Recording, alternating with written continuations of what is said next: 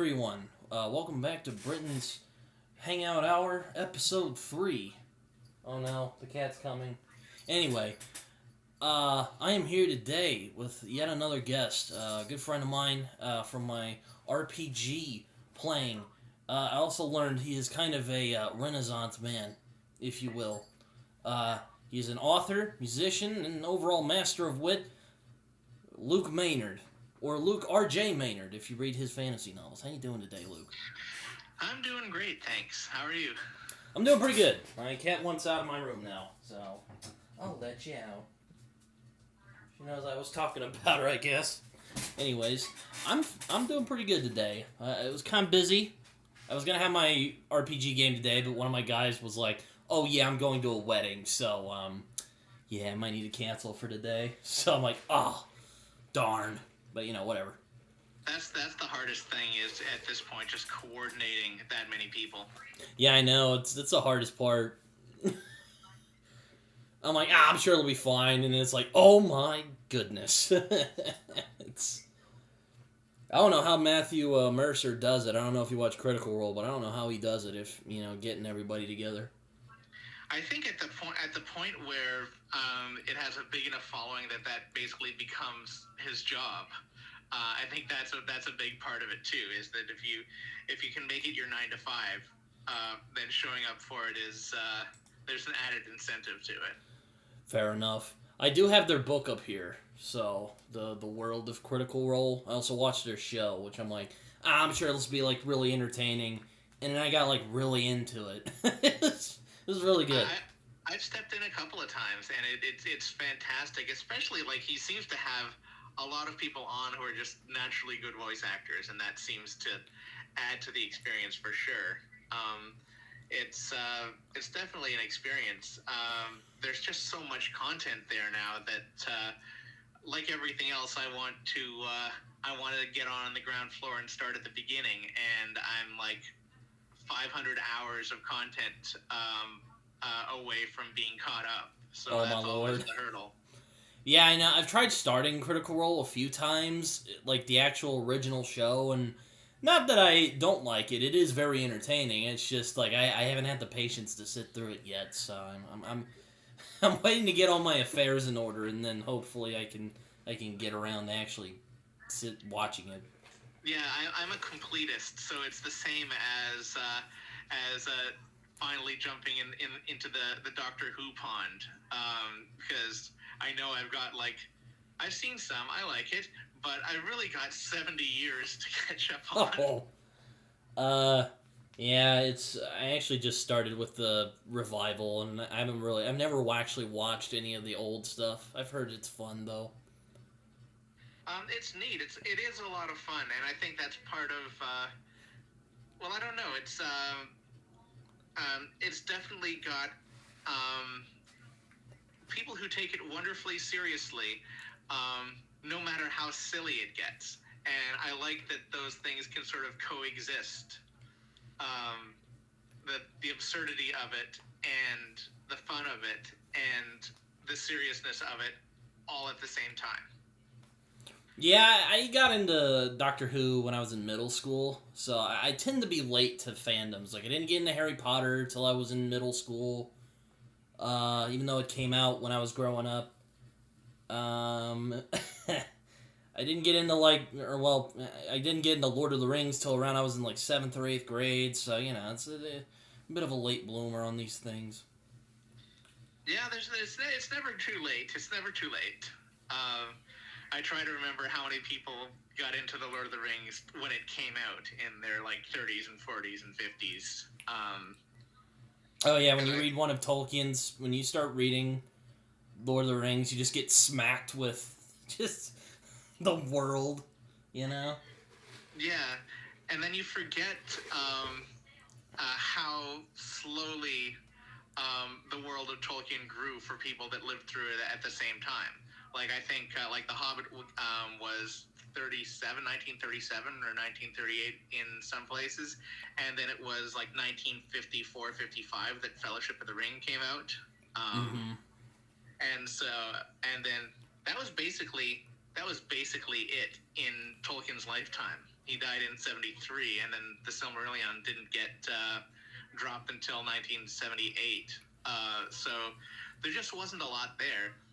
And then in the last, 10 years of Christopher Tolkien's life, they just found and put together all the books that have come out since, and that's kind of exciting for me. But they don't seem to have made the ripples that they maybe should have.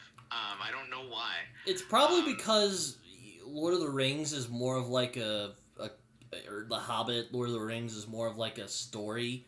And then, like, the Silmarillion and all the other, like, world stuff is just, like, this little weird thing in the background that came out. I don't know. That's my personal thought on that. Yeah, the Silmarillion is not a casual read by any stretch. I think it's like, I'm gonna pick this up, just for the lulz. I'm still kind of intimidated to try out the Silmarillion. I think of Yoda from Episode 8. Page turners, they were not. But that was just it. Is the last couple of books. The Children of Húrin was one, and The Fall of Gondolin, and Beren and Luthien, I think. I am not sure on all of them, but a lot of them are the novel versions of the stuff that basically got a couple of lines in the Silmarillion as Tolkien sort of went through it. And so it's really neat to see what they're like as novels, because he didn't write that many novels in his lifetime. No, he was more of like a scholar, wasn't he? He was a professor. Yeah, I mean, that was his day job, and I can't imagine, now he has a very he has a big legacy for sure as a professor of Old English. Like, people in academia still take him very seriously, even though he's become quite dated, of course, because he was doing this in the 30s and 40s. But I can't imagine how much less fiction he wrote, because, I mean, like everybody who has that job, he was grading people's term papers all the time. Yeah, I was going to mention, you are something of a Tolkien aficionado. Would that be a good way to put it? I think that's a good way to put it. I had a dream once upon a time of being an Old English professor, and maybe also being one of the professors that... It's really weird, because Tolkien is like he's an mid-20th century novelist. And for some reason, there's a lot of people in the world. Tom Shippey is one of the leading Tolkien guys. But there's a lot of them who are really Old English scholars, the scholars of Anglo-Saxon poetry, the Beowulf people, who also have the side interest in this one random 20th century English novelist. And it's easy to forget that that's really what Tolkien is a 20th century British novelist, and not just like he's certainly steeped in Old English and in Old Norse and in the Viking sagas, but that's not really what he's doing. He's writing in the 20th century, and there's nobody who studies like F. Scott Fitzgerald or Steinbeck and puts Tolkien in the camp of people like that who are living very close to him. Yeah, I think... It's always Tolkien and the medievals. Yeah, I think what's interesting about Tolkien, I mean, I don't know if you read Lovecraft at all, if you've ever read any of... I don't know how much I don't know if you're into cosmic horror at all. I am, and I've had a couple of brushes with it just because I fell in with a couple of people on the edge of cosmic horror just by I did some short stories for a small press in Victoria that was called Martian Migraine Press. Scott R. Jones ran the press and did a couple of really, really good cosmic horror anthologies. And I sort of got to know some people in that area through him. But I was never... it never felt like my home or my wheelhouse, but it was really it was a neat area of literature to explore, and it's neat to see how much has sort of like, it almost feels weird calling it Lovecraftian because it has extended so far beyond Lovecraft. I would agree with that. Like, it's, I mean, I guess he's just the name that everyone always thinks of, in the same way that if you write high fantasy, if you write sword and sorcery, everybody will always compare you to Tolkien, no matter what you do in that genre. And that's always a little weird. Like, I don't think necessarily everybody who has Wizards and Dragons is writing Tolkien's thing. Oh, no. He's just the name that's always there. And so if you write any kind of existential cosmic horror about, the indescribable awfulness of the cosmos, Lovecraft is just the name that's there. Well, the point I was going to make is I kind of feel Tolkien is kind of similar to Lovecraft in a way where it's almost like he was a man out of his time in a lot of ways. Yeah, that's a good way of But without the racism, though. That was nice. Yeah. I think Tolkien, I mean, there's things that are, I mean, as time goes by, are problematic about, everybody in, the running gag is that everybody in Middle-earth is white.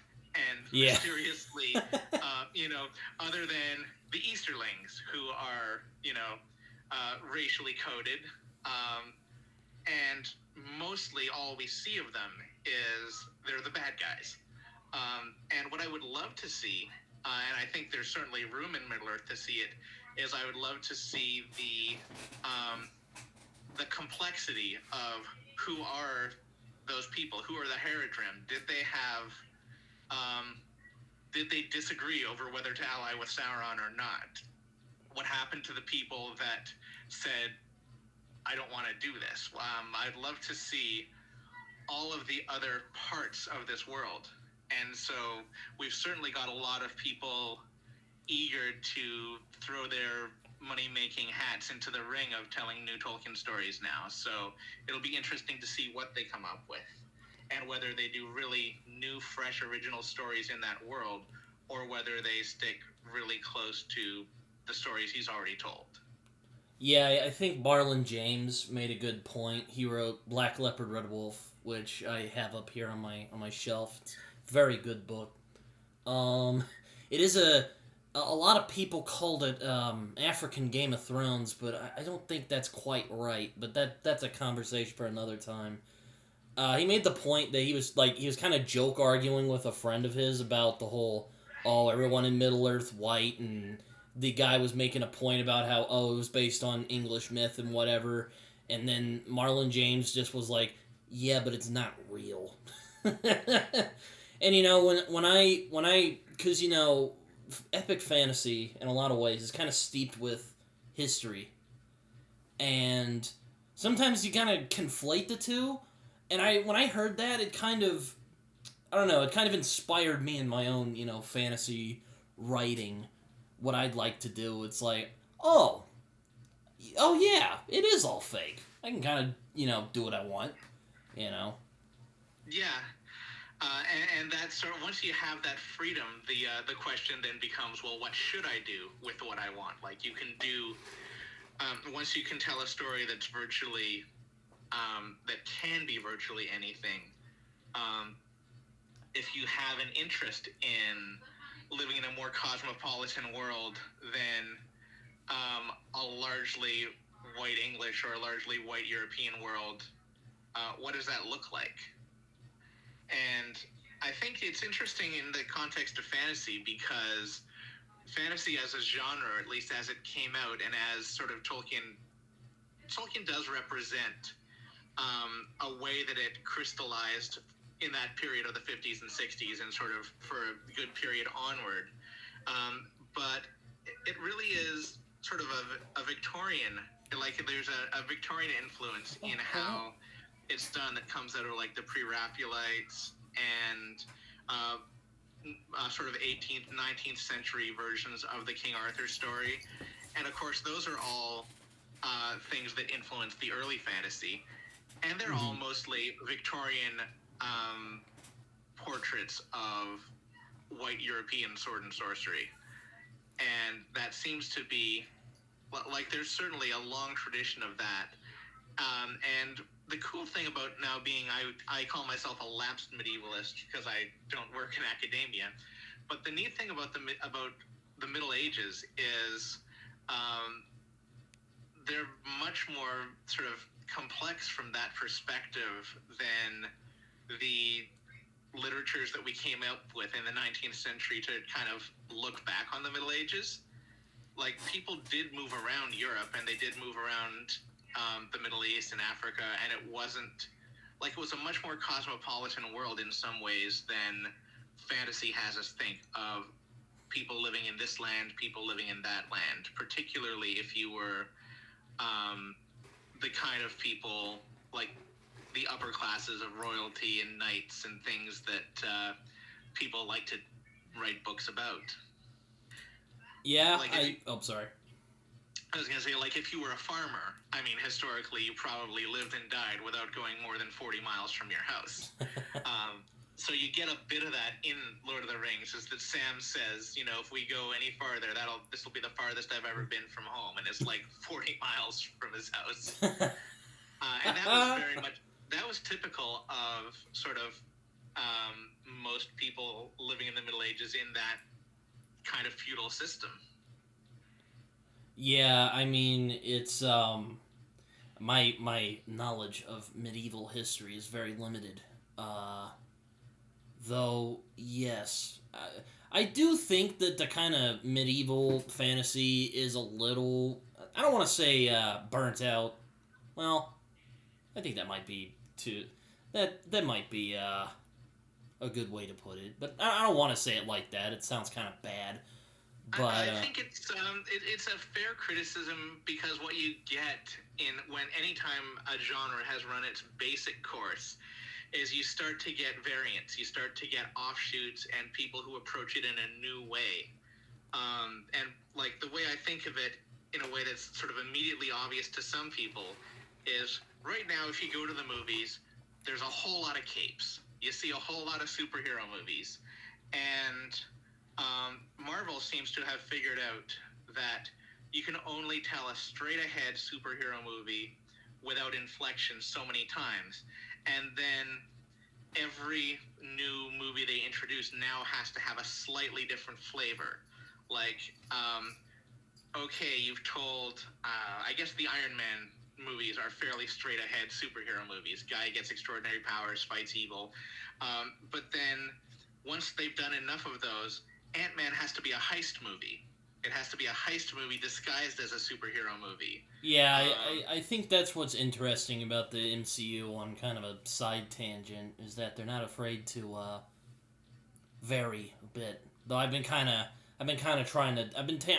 take a break from the MCU for a bit, because I'm kind of superheroed out at the moment. Yeah, that's really what happens, and that, I think, is why they have to start finding variants. I know you've talked quite a bit about doing the Thor run of the Thor movies. Yeah, we just did our first episode, actually. It was a lot of fun. Oh, yeah. And they've kind of... the Thor corner of the MCU has kind of become broad comedy.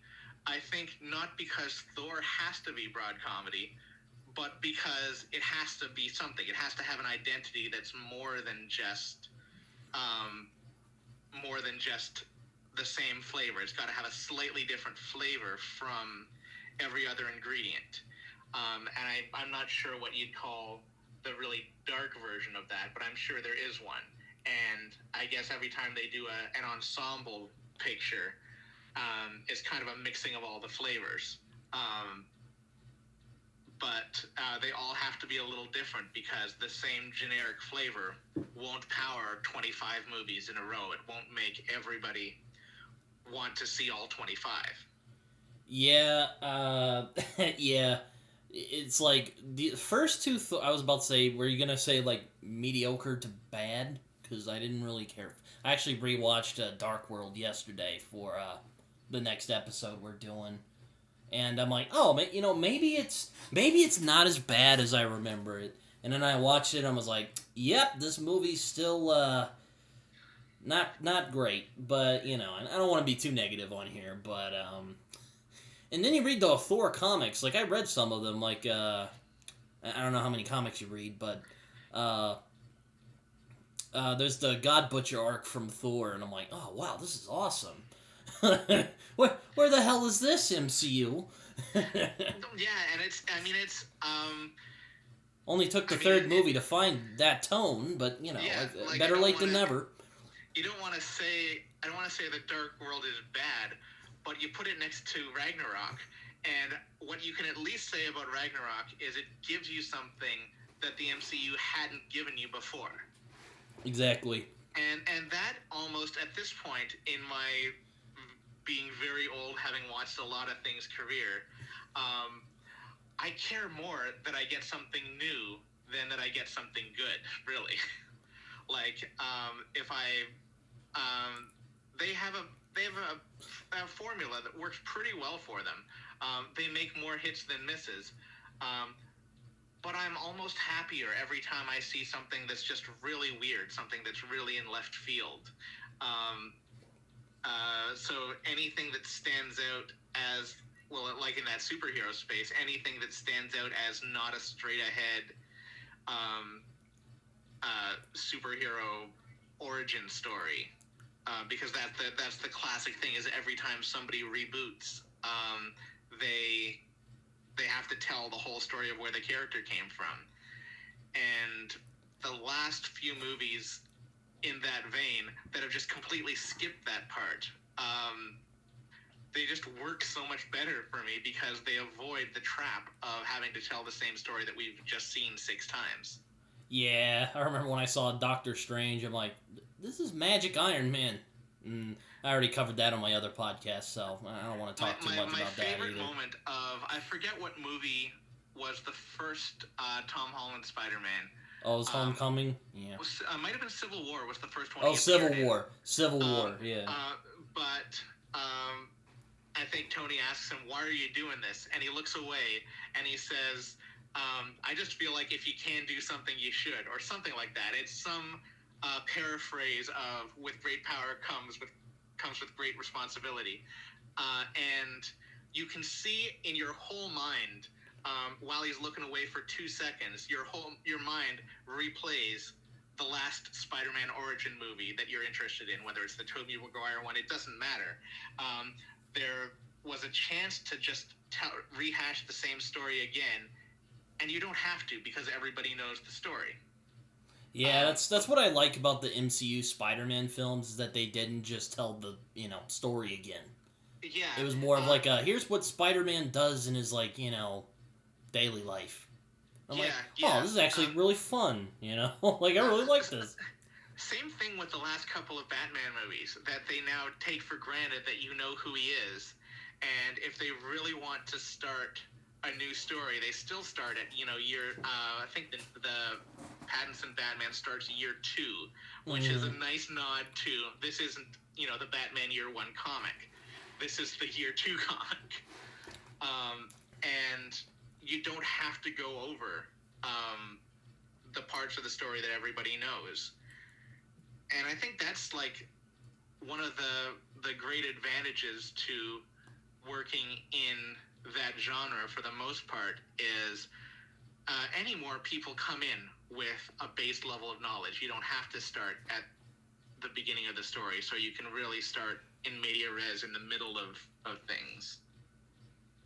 Yeah, I mean, I just heard recently for Into the Spider-Verse, the sequel Across the Spider-Verse, the Spot out of all the villains is going to be the main villain, and I'm like, ooh boy, that's interesting. Wow. Because I remember the 1990s, metal guitar theme show, the episode about the Spot, and I'm like, you know what? I'm kind of interested in this.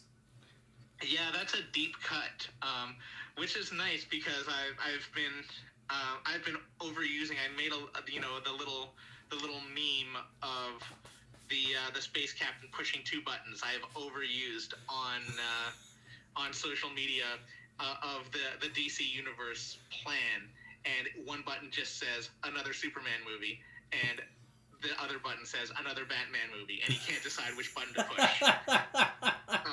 Oh, that's good. And meanwhile, Marvel has been going down the endless rabbit hole of things that were like C and D string intellectual property from the 60s and 70s and 80s, and they're just bringing it all back. And, it feels earned, I think. I think it says a lot about like the execution matters so much more than the base idea. Like, you can take a really familiar idea and just sort of paint by numbers, and it doesn't turn into anything great. Or you can take something that's really obscure that people aren't yet invested in, and they become invested in it if you tell the story well. Yeah, it's like I say on my other podcasts, referencing this a lot today. It's all about the execution. I would agree with that. Yeah.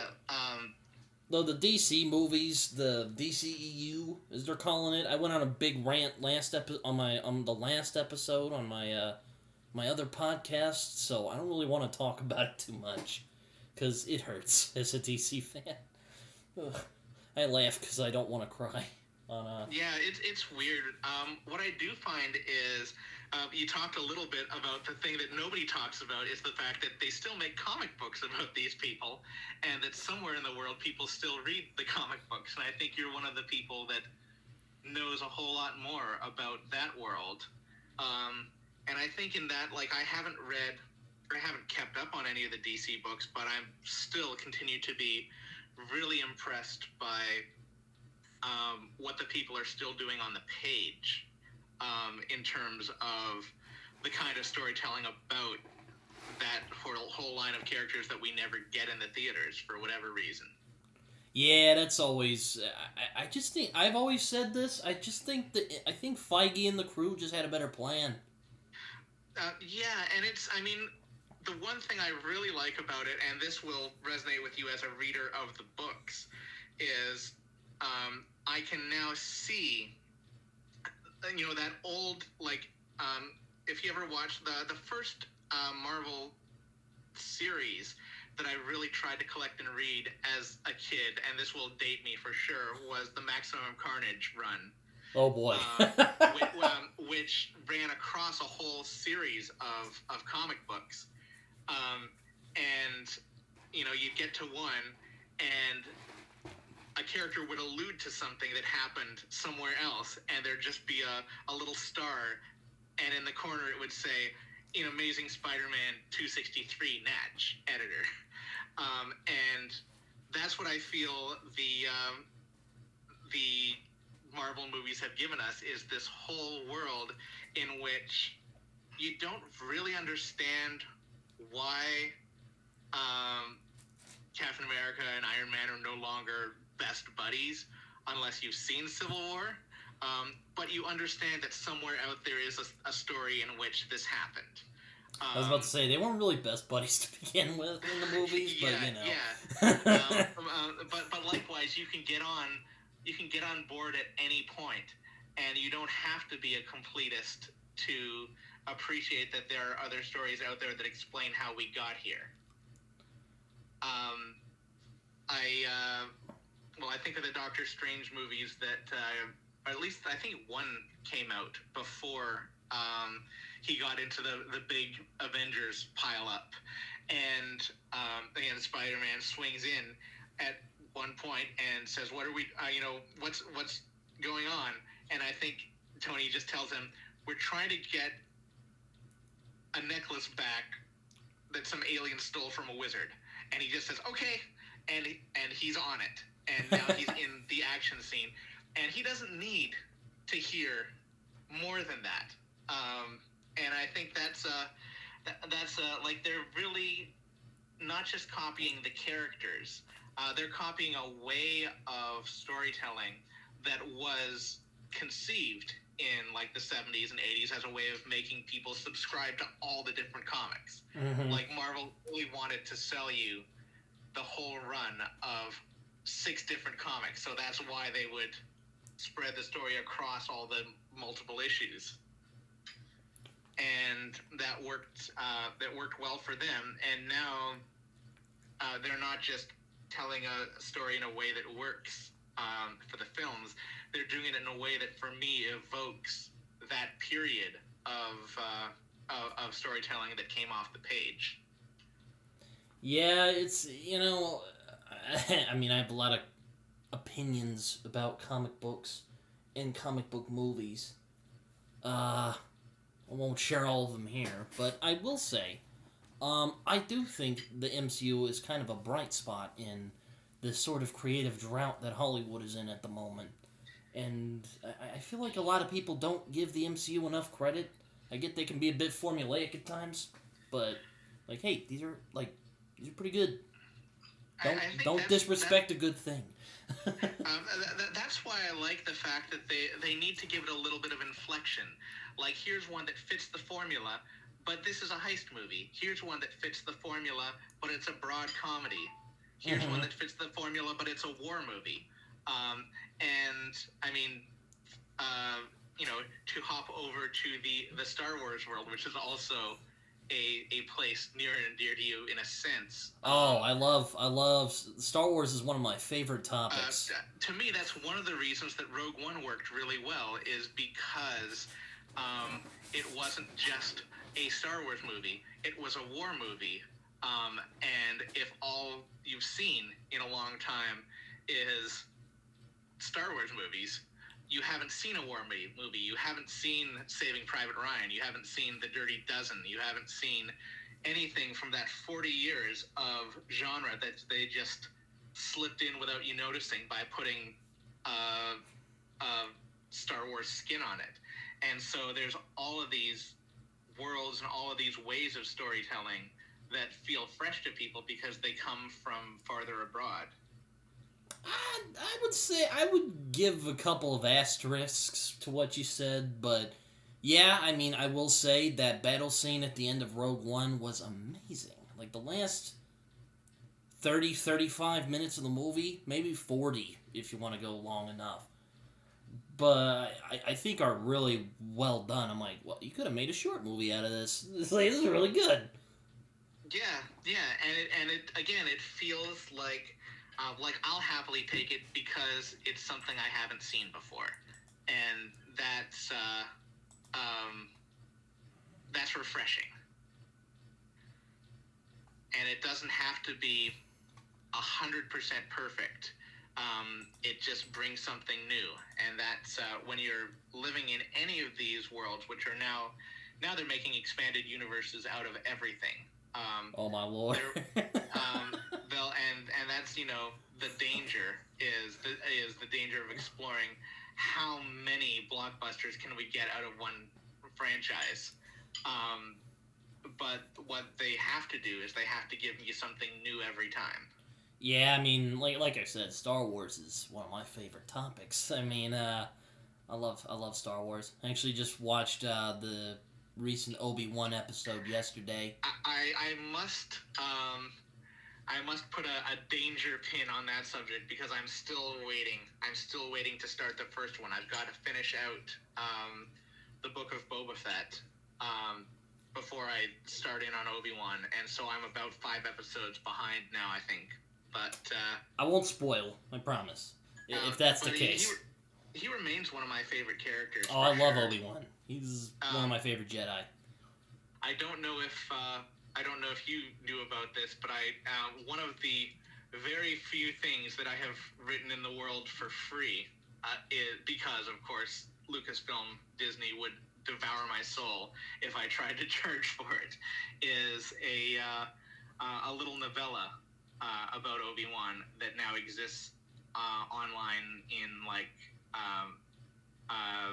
Archive of Our Own has a copy, I think, and it's just called A Certain Point of View, which is very, very close to the title of an anthology of short stories they did a little while ago, and thankfully I came up with the title first, but it doesn't matter because Lucasfilm would just sue my face off and win. So it exists out there in the world mostly for free, and what it was is it was just, I want to say an alternate universe story, but it wasn't an alternate universe story. It happened overlapping with episode 3 and 4, and it's just the things that could conceivably have existed that we never saw, and it sort of changes your perspective on a lot of things, or at least, I mean, if it works, if it works for you, it changes your perspective. If it doesn't work, you go, this is junk, you crumple it up and you throw it away. But it was a lot of fun to do just because it was a way of in-world addressing things that always felt silly in the context of like the original episode 4, because they had no idea what they had, and they had no idea what we'd end up with 40 years later. Yeah, there's a certain, they kind of made it up as they were going along, quality to the original films, to be sure. I really like the fact that Rogue One actually did that a lot, is they didn't disagree with anything on film, but they expanded, like, Episode 4 is a better film because of Rogue One. And, like, the weirdly coincidental vulnerability in the first Death Star. I really like that they told us why that was there. Yeah, it's not a again with an asterisk there, because I kind of disagree with you on Rogue One. I thought it was wasn't bad, but I just thought it was kind of But I do think it was interesting that they did manage to figure out, so where did that flaw come from? You know? Certainly the first half doesn't, it's not quite as consistently brilliant as the best parts of it, but I'll take it as a whole for sure.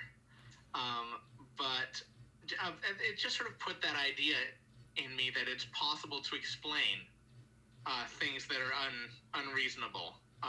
One of which that I tried to explain with the story is why, in a galaxy that we now understand to be a galaxy of super acrobatic wuxia style lightsaber fights, why is the most geriatric lightsaber fight ever filmed the one that happens on the first Death Star? And I tried to give an answer to why that fight had to happen that way. And it was... I thought Obi-Wan was just stalling. That was basically it, is that, I mean, both of... well, I won't spoil my own story, but certainly Vader's kid is directly right there, like 60 feet away, and everything hinges on him not detecting the presence of this wildly powerful, directly related Force user on the Death Star. And the frustration of, I don't know how much you follow the, like, the lore right down to the level of the lightsaber forms and the way that they fight. I know of them. I wouldn't say I'm an aficionado, but I know of them. Yes. I know I had a little bit of a background in martial arts, so it was always of interest to me. And of course, the Bob Anderson, the sword guy who came on, really to double for Dave Prowse in Empire and Jedi. I think he was there, I'm not sure, but I know he wasn't as central to that first fight, or it would have been awesome.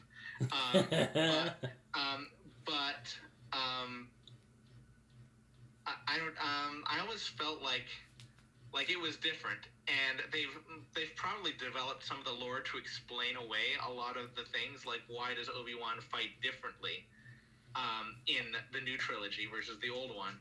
And part of the part of what I ended up including in the story is that he fights Vader with the most basic Form 1 lightsaber style, which is what he uses if you go into the styles. And it's the thing that you use as a teacher with your with your beginner student. And it was, in my head at least, in my head canon, it's the most insulting way to fight him. And it's the fact that he continues to keep him engaged with this style that should be easy to defeat. I'm sure I'm sure Vader was not happy after that. Yeah, and it's the frustration and the anger of not being able to overcome really a master of the defense style, the Form 3, which was Obi-Wan's old form. And ultimately, I'm talking a little bit about the in sort of the background of it, that the forms were not just ways of swinging the sword; they were ways of living. In that same way that if you go to India, yoga is a highly spiritual practice. It's an all parts of the being spiritual practice. And if you go to a gym anywhere in North America, yoga is just a fancy word for stretching. There's people who put on their $80 Lululemon pants and go and do, stretching poses. And they think that encompasses all of yoga, which has this whole spiritual dimension that never enters the the fitness class. Yeah. Sorry. And so that was it to me, is rethinking what does it mean to live the way that Kenobi's lightsaber form reflects, which is all about defense. And I can't wait to start the new series, because I feel like the whole plan, his whole plan to move out in the middle of the desert, that's pretty much the plan right there. It's not a strike first kind of plan. Also, he knew Vader wouldn't look there. That's kind of what I assumed. Yeah, the other thing that I kind of addressed is that Vader's way of using the Force is he's not a sensor. He's not a sensitive person. And on one hand, the worst possible place to hide this guy's kid is in the literal house where he grew up. He lives 300 feet from where his dad grew up. But on another level, that's the one place that he wouldn't want to go back to, because that's the one place that he has positive memories. It's the one place that he has happiness, and that clouds his ability to perceive. And that's what I always imagined, is that's the one place that any kind of ability to sense family connections would be all muddied, and that's the only place he could hide. Yeah, I mean, I would say, well, Darth Revan's my favorite Sith Lord personally, but he's not really. I guess he's not canon anymore, bastards at Disney. But I will say I do like Darth Vader quite a bit, because he's kind of a wreck of a person. Yeah. In fact, Star Wars is really tragic a lot of the time. You're like, oh my god, this is so sad. That's the same thing that I always felt that, and I mean, maybe I even depart from, certainly when he was selling the new trilogy, the episode 1 to 3, George Lucas talked about going back and seeing the golden age of the Jedi, and I think the story that makes sense to me is that this was not the golden age of the Jedi, or they wouldn't have fallen apart. What we've seen so far is like the last 20 years of that thousand generation tradition. And what we're really seeing is maybe like, sure, you can say that Yoda is the greatest grandmaster of his generation, but really he's the last guy who could do that job. Like, I feel like another 1,000 years back or 2,000 years back, they had something different and better. And by the time you get down to Yoda, he's pretty amazing by standard people standards, but he's also sort of the last of what they got left. And so the inability of the Jedi to perceive what was happening to them is a side effect of the fact that they've already diminished by the time we see them. Yeah, I mean, I've certainly have been. I answer a lot of Star Wars questions on Quora, which is a site where you can answer questions. I have certainly given my opinions on some of the Jedi doctrine, aka the ones I don't like. Like their attachment idea, which apparently is supposed to mean like possessive, toxic sort of relationships. And I think, yes, that's a good idea. Why didn't they just say that? I mean, when you say no attachments, you could easily misconstrue that. Yeah. But, And I mean, that's the beauty of it, is as soon as you take that particular moment in their history as, well, this is what they've come down to, this is how they interpret it right now. It's almost like I liked the reveal in The Mandalorian, which I can talk about now, that we go through a certain part of the series thinking that they never remove their helmets. And then he meets a group of Mandalorians who take their helmets off all the time, and they're like, oh, he's one of those guys. Yeah, that was a good one. And you realize that they have their own schisms, and that they have their own sort of sub-beliefs, and that probably comes from one group or one sect and their way of viewing what they've been told to do or not to do. And again, what you're getting at the end of the Jedi Order, episodes 1, 2, 3, is, well, this is how we interpret this now. It certainly wasn't 400 years ago, but there things were slapping 400 years ago. Yeah. Though maybe more than what? Maybe more than 400 years ago, but like you have like so much possibility. The world that you can imagine in that setting is just so big that certainly there would have people who disagreed. Oh yeah, I think that's what's interesting about I don't know if you've played Knights of the Old Republic of Star Wars. Oh yeah. I played that a little while back, like, I don't know, maybe a year ago now, and okay, yeah, the graphics don't look as great now, but it just blew my mind. And don't get me wrong, it was a bit hard for me to play at times because I didn't quite get the controls right away, which is the same issue I'm having with Planescape Torment at the moment. Oh my god. But anyway. It's interesting because both of those are based, just to go full circle back to RPGs, they're both based on previous iterations of D&D. I know. That was before I started playing D&D more regularly. I wasn't playing it regularly. Or I was just starting playing more regularly when I started playing it. Yeah. But, one of the things I like is that they explore the Jedi or Sith, or I've heard KOTOR 2 is really interesting too in this idea. It's about the Jedi who don't quite fit in with the Order. Yeah. I'm just like, wow, that's really interesting, and they really went in some interesting directions with that. I'd like to see more of that in the like Disney stuff.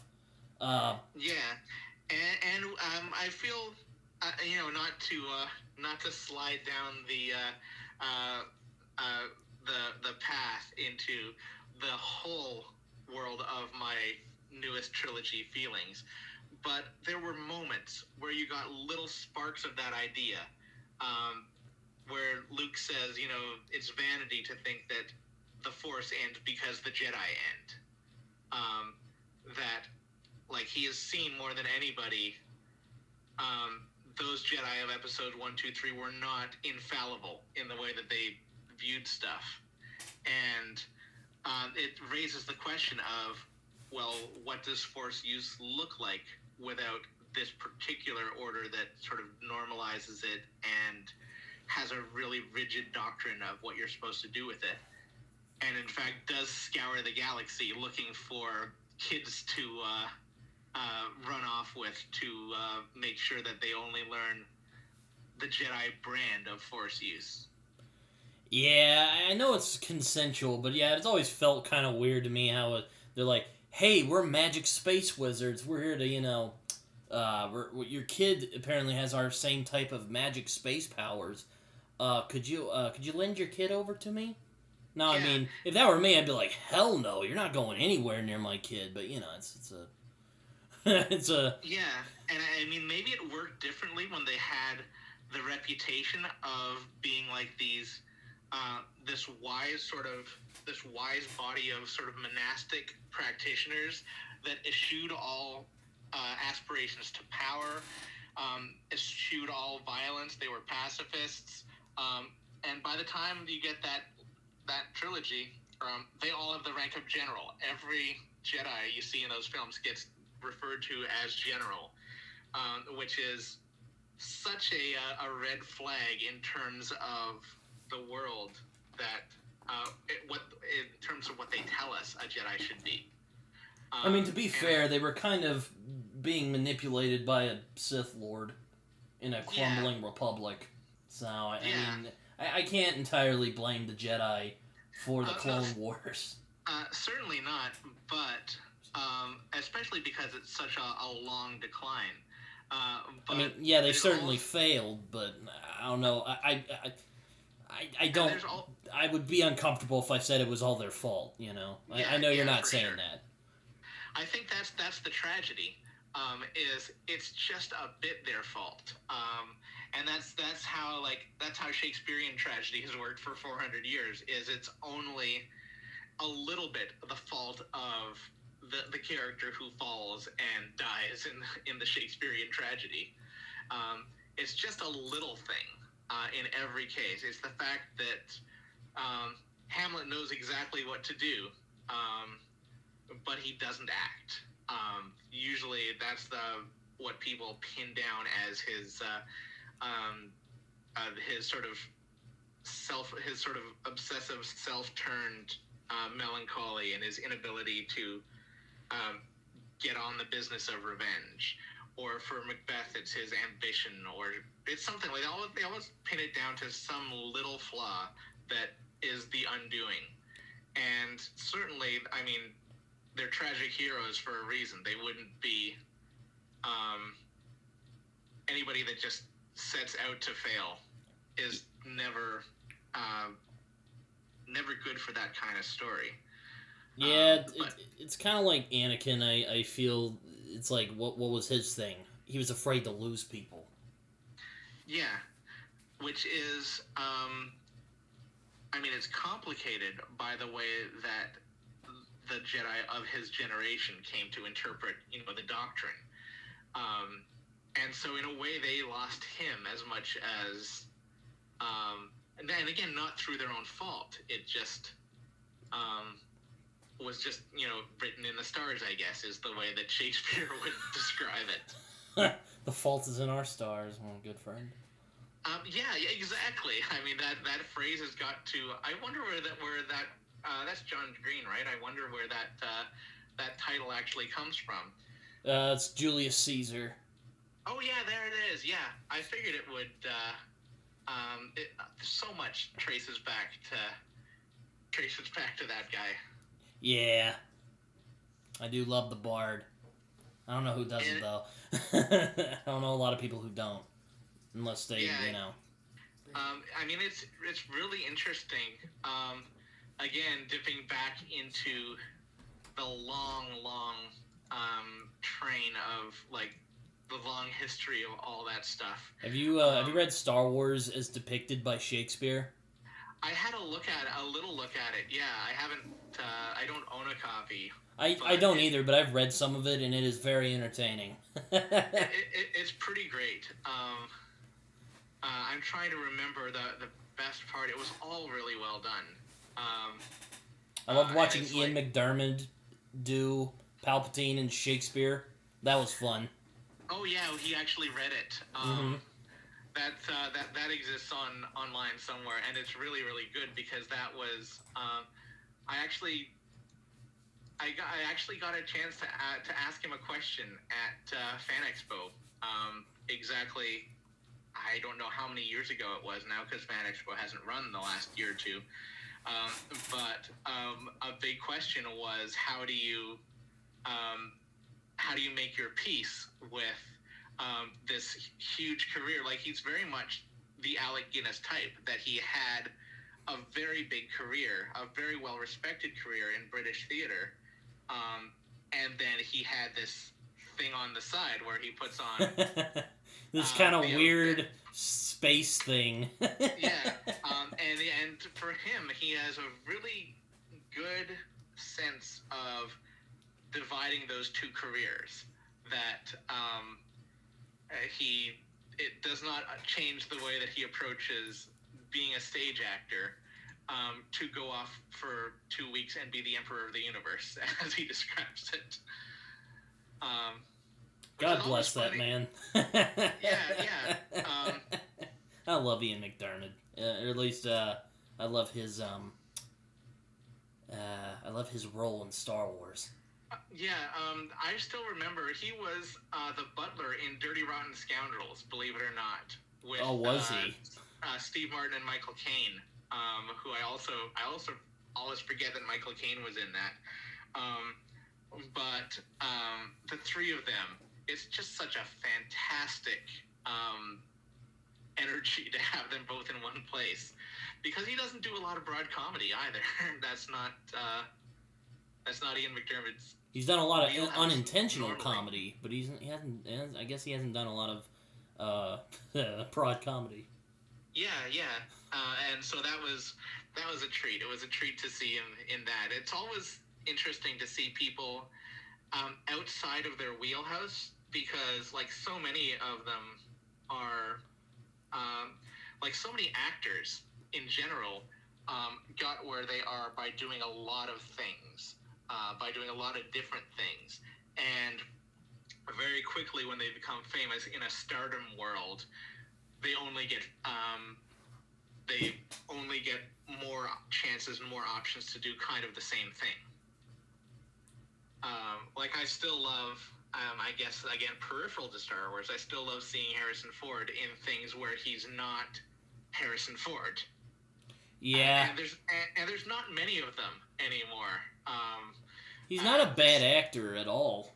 No, he has, again, more flexibility than most people expect, but then people only hire him to do one thing.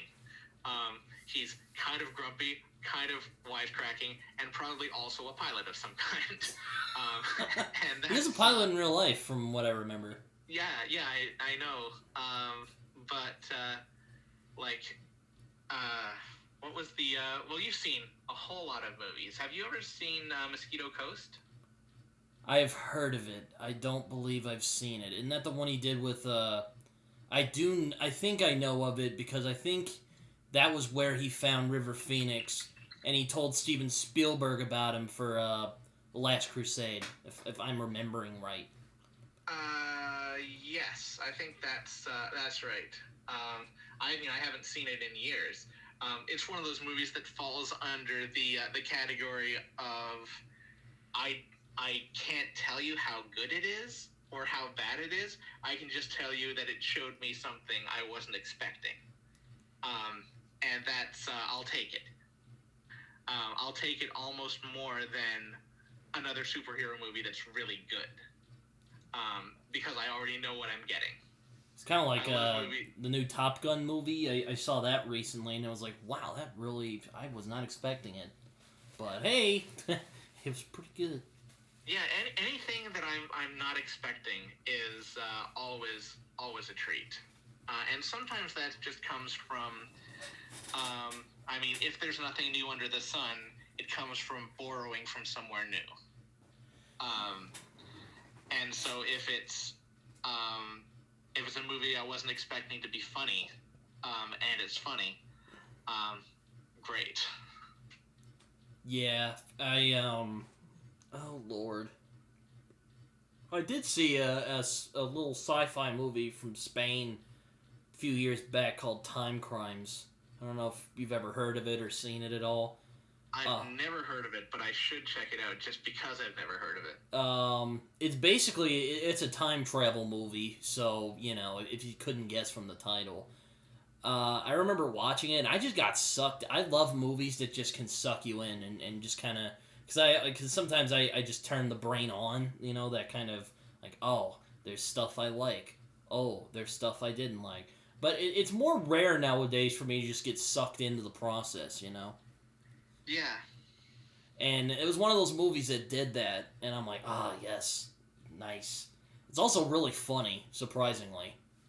Despite how, like, and I love dark comedy, so it was very delightful.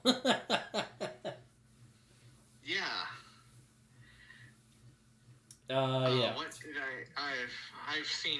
I've seen too much at this point.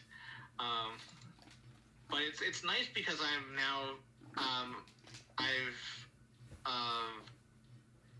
my girlfriend and I have been going down throughout the whole pandemic through the rabbit hole of things I missed from the 80s. Oh, what did you miss from the 80s, Luke? Oh, all kinds of stuff. I hope not Indiana Jones. No. I saw. Okay, it will betray my position on those to say I've seen the whole trilogy. But yeah, no, I've seen those. I have not seen a lot of the bad knockoff martial arts movies that came through that whole period. Oh no. And like, did you know there are other Bloodsport movies? I know there's one which I'm not particularly that interested in. There are, but I've heard I have not heard there are more. There are 4, I believe. Oh no. Only the first one has Van Damme in it, to my knowledge. But they kept making them. Wow, you really went into the rabbit hole of the 80s. Because what's really neat is this is stuff that people don't revisit. And once again, once you start, it's like, it doesn't matter at this point. I've watched enough movies that are bad, that once you've seen enough train wrecks, you start getting really excited about digging through the wreckage, because there's always something cool in there. There's always somebody who has decided, I'm going to work 14 months on this movie. I know it's going to be terrible, but I'm going to make my name here as a production designer. And the movie will be terrible, but it will be so good from the production design perspective. Or it'll be so good from the perspective of, I'm going to do really cool stuff as a key grip that, you know, nobody will fault the microphone placement in this movie, even if they fault everything else. You know, one of my favorite movies of all time, actually my favorite comedy of all time, is Monty Python and the Holy Grail. And Yep. I think what makes that movie so fun and so funny and just good, it looks like shit. It looks bad. That's why it's funny. Or that's why I think it's funny. Because it looks so amateurish. That's why I think it's funny. That's why it's fun for me. We've really advanced in terms of our ability to shoot things outside. Like there's, I don't know what it is, but yeah, it looks like it's filmed on like a handy cam, even though it's like, even though I'm sure it's film, it just looks like a bunch of guys standing around outside. I know, that's why it's funny. You're just like, what is this? Yeah. I'm reminded of their Spanish Inquisition sketch. Oh god. Where they just burst in randomly and just start. Yeah, and they start the torture. They start the torture to get the confession, and he says, "Cardinal, bring me the rack." And the rack is just like a dish rack. It's like a plastic dish rack that they have to tie this person to, and she won't confess. And he says, "Give the rack a turn." And he's like, "I don't know what to do." And he says, "I didn't want to say anything." But the gag is that's all they have, and they're just forced to pretend that everything is perfectly normal, and this is not completely threadbare in its application. And I feel like a lot of times that's the filmmaking process on a low budget. Yeah, I know. It's just, and I know that it's like it's intentional that it looks kind of amateurish, but that's what I think is so fun about it. You know, it's just like a bunch of weird. It's like a really weird, demented take on the King Arthur mythos. I'm not a huge fan of the King Arthur stuff. With I know, gasp, but it's like it's just fun. You know, it's a satire of that type of stuff. It's also a satire of the government. And also, it's just a bunch of random funny shit that is like, alright, let's see what works. It's funny because Terry Jones was a medieval scholar. Oh, was he? I didn't even know that. All of this. And so that's where a lot of the humor comes out of. He also scripted, and it wasn't a Python film as such. But if you've ever seen Eric the Viking, oh, I have not. Which was it was really Terry Jones's baby, and it's another weird. Tim Robbins is in it, of all people. Wow. Really young Tim Robbins. Oh wow. But Terry Jones is in it, and John Cleese is in it, and in many ways it feels like a Python movie, except it's about Vikings, and. It's another great one that benefits very much from his actual understanding of really weird medieval stuff. But so much of that movie is just full of sort of in jokes about the Middle Ages, like everything with the peasants and the bring out your dead cart. Bring out your dead. He's like, oh, I think that's the... I also think it's hilarious that they don't have horses. It's just him, like, doing a fake thing, and Terry Gilliam standing behind him doing the hoofs. Yeah, because they didn't have the money. They didn't have the money. It's... oh, man. It's so good. It's so good. He's like, oh, it's the king. He's like, how do you know? Oh, he's got shit all over him. Yeah. Which might have been enough to do it. I mean, that's the other. I mean, it's weird. I mean, all the Arthurian stories are weird because again, we don't really know how much of we don't pay attention to how much of those stories are really.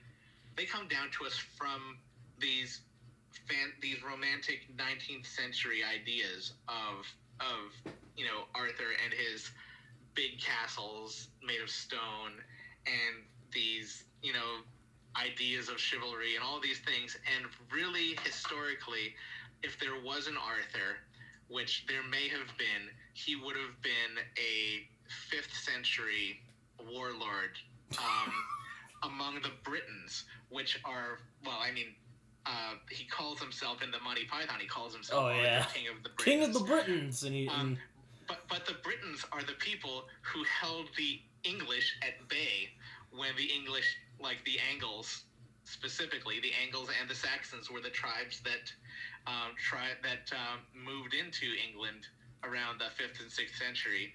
And if there was a historical Arthur, he would have made his name keeping the English out of England.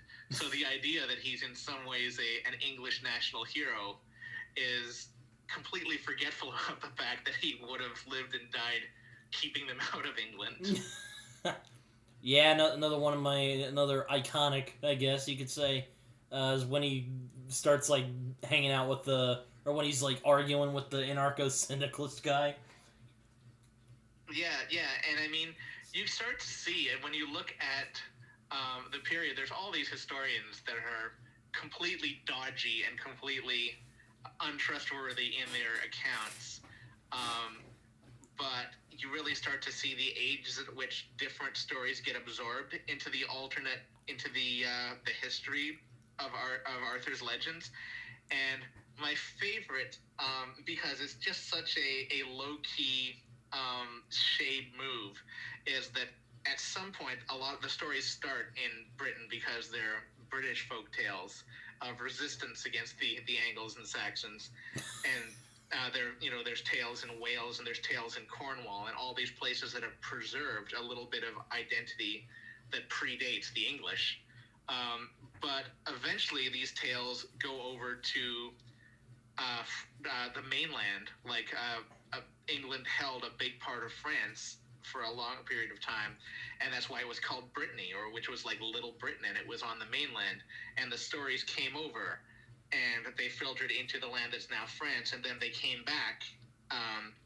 And so by the time you get Mallory writing his Arthur in, I think, the 1500s, now there's this mysterious French knight named Lancelot, and for reasons that no one can explain, the one French knight is better than all the English knights, and also sleeps with the English king's wife. Oh, ouch! And Lancelot is now just such an iconic part of the Arthur stories. But I feel like there's a mean-spirited in-joke to the fact that he's even there.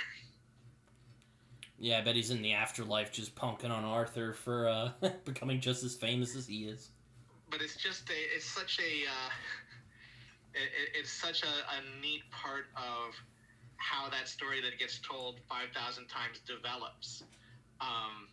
It's kind of, and it's weird that it happens late, because it happened like 1,000 years after anything that we could have called sort of a historical record, and there's no basis for it, but it has still wedded itself to the story. I think a little bit of the one episode of the 90s Batman animated series, the Heart of Ice episode. Oh my god, so good. Now this is just canon. This is just where Mr. Freeze came from. Well, it's because it was so good, you know? It was so good that it became part of the story, and now every time somebody retells that story, it's now an addition to the original, to the legend, even though it wasn't there in the 40s or 50s or 60s. Yeah, I mean, it's totally, I can't speak today for some reason. I haven't been able to speak a lot. But yes, that's certainly interesting. It's probably a bad way to describe it. But it's weird. I've never really been that interested in the Arthurian myths for whatever reason. I just kind of find it as one of those kind of good old boys go out to, fight the monster kind of thing. And I don't know. I like something a little more primal. I'm a big Norse myth guy. Like, I love that stuff. I'm interested from the perspective of it now tells us basically nothing about a historical period at all, but it tells you a lot about the people who are telling this version of the story. I think of, in a film context, I think of John Boorman's Excalibur. I've heard that's really good. Which tells us nothing about the 5th century, and nothing about the weird 14th, 15th century in which we now imagine Arthurian stories taking place, even though they didn't. But it tells us a lot about the late 70s and the way people think and maybe the substances they were on. And it tells you all kinds of stuff about people, just not about medieval people. Yeah, it's funny that I say that, and then my favorite film of last year was an Arthurian film called The Green Knight, Green Knight, yeah. which I loved so much I own it now. Which is neat because that one was an Arthur story that predates the Mallory Mort d'Arthur, which is the version that we most think of, we most associate with Arthur. That's the story that has it has Lancelot. It has the infidelity angle. It also has the version of the Grail hunt. All of these things that we now think of as iconic Arthurian stuff, they're quite late. I still need to see The Green Knight. Oh, it's so good. It's such... I loved it. It was actually the first episode of my other podcast. Oh, neat. In this odd crossover event. Yeah, so I mean that's the background against which I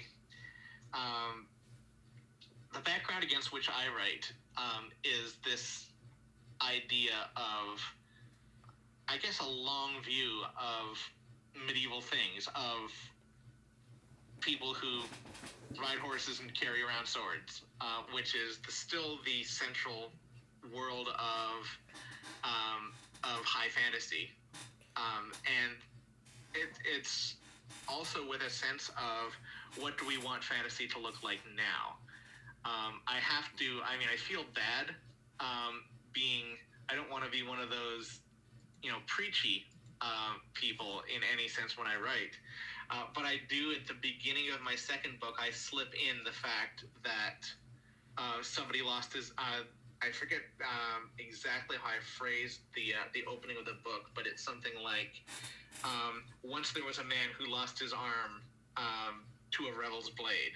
And it basically opens with the image of him fighting in a war and losing his arm. And the weapon that took his arm off was this big axe. And it describes the longsword as this, the weapon that poets love. Poets love to tell stories about people with swords, but almost nobody owned a sword because there was so much metal in it, and it was such an expensive thing to build.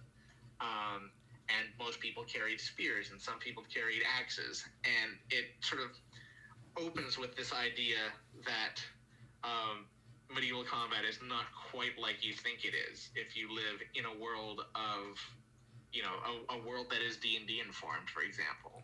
Yeah, I actually did want to talk to you about your work in epic fantasy. You write stuff under Luke RJ Maynard. Had to put those two initials in, didn't you?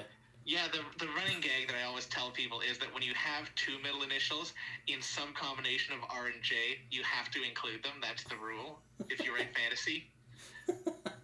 I tell the story that at some point, when he finishes his saga, George R.R. Martin is hoping to get awarded his third R. He'll become George R.R.R. Martin. Yeah. But it also, it's like anything else. Unfortunately, once you start combining writing with selling, there's an element of branding. And when you put something like that on a book, that already tells people a little bit what to expect. Yeah, I was gonna, talk with you about your fantasy. Sadly, I haven't read it yet because, I have a lot of other shit I'm reading. About to start The Scar from China Miéville soon. But, I wanted to talk to you a bit about that because, I mostly know you from, we play D&D together on Mondays when the stars align right, usually. But,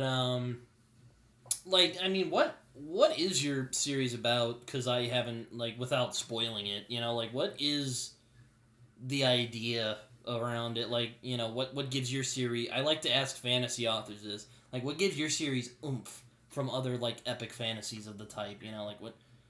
What's it about, basically? The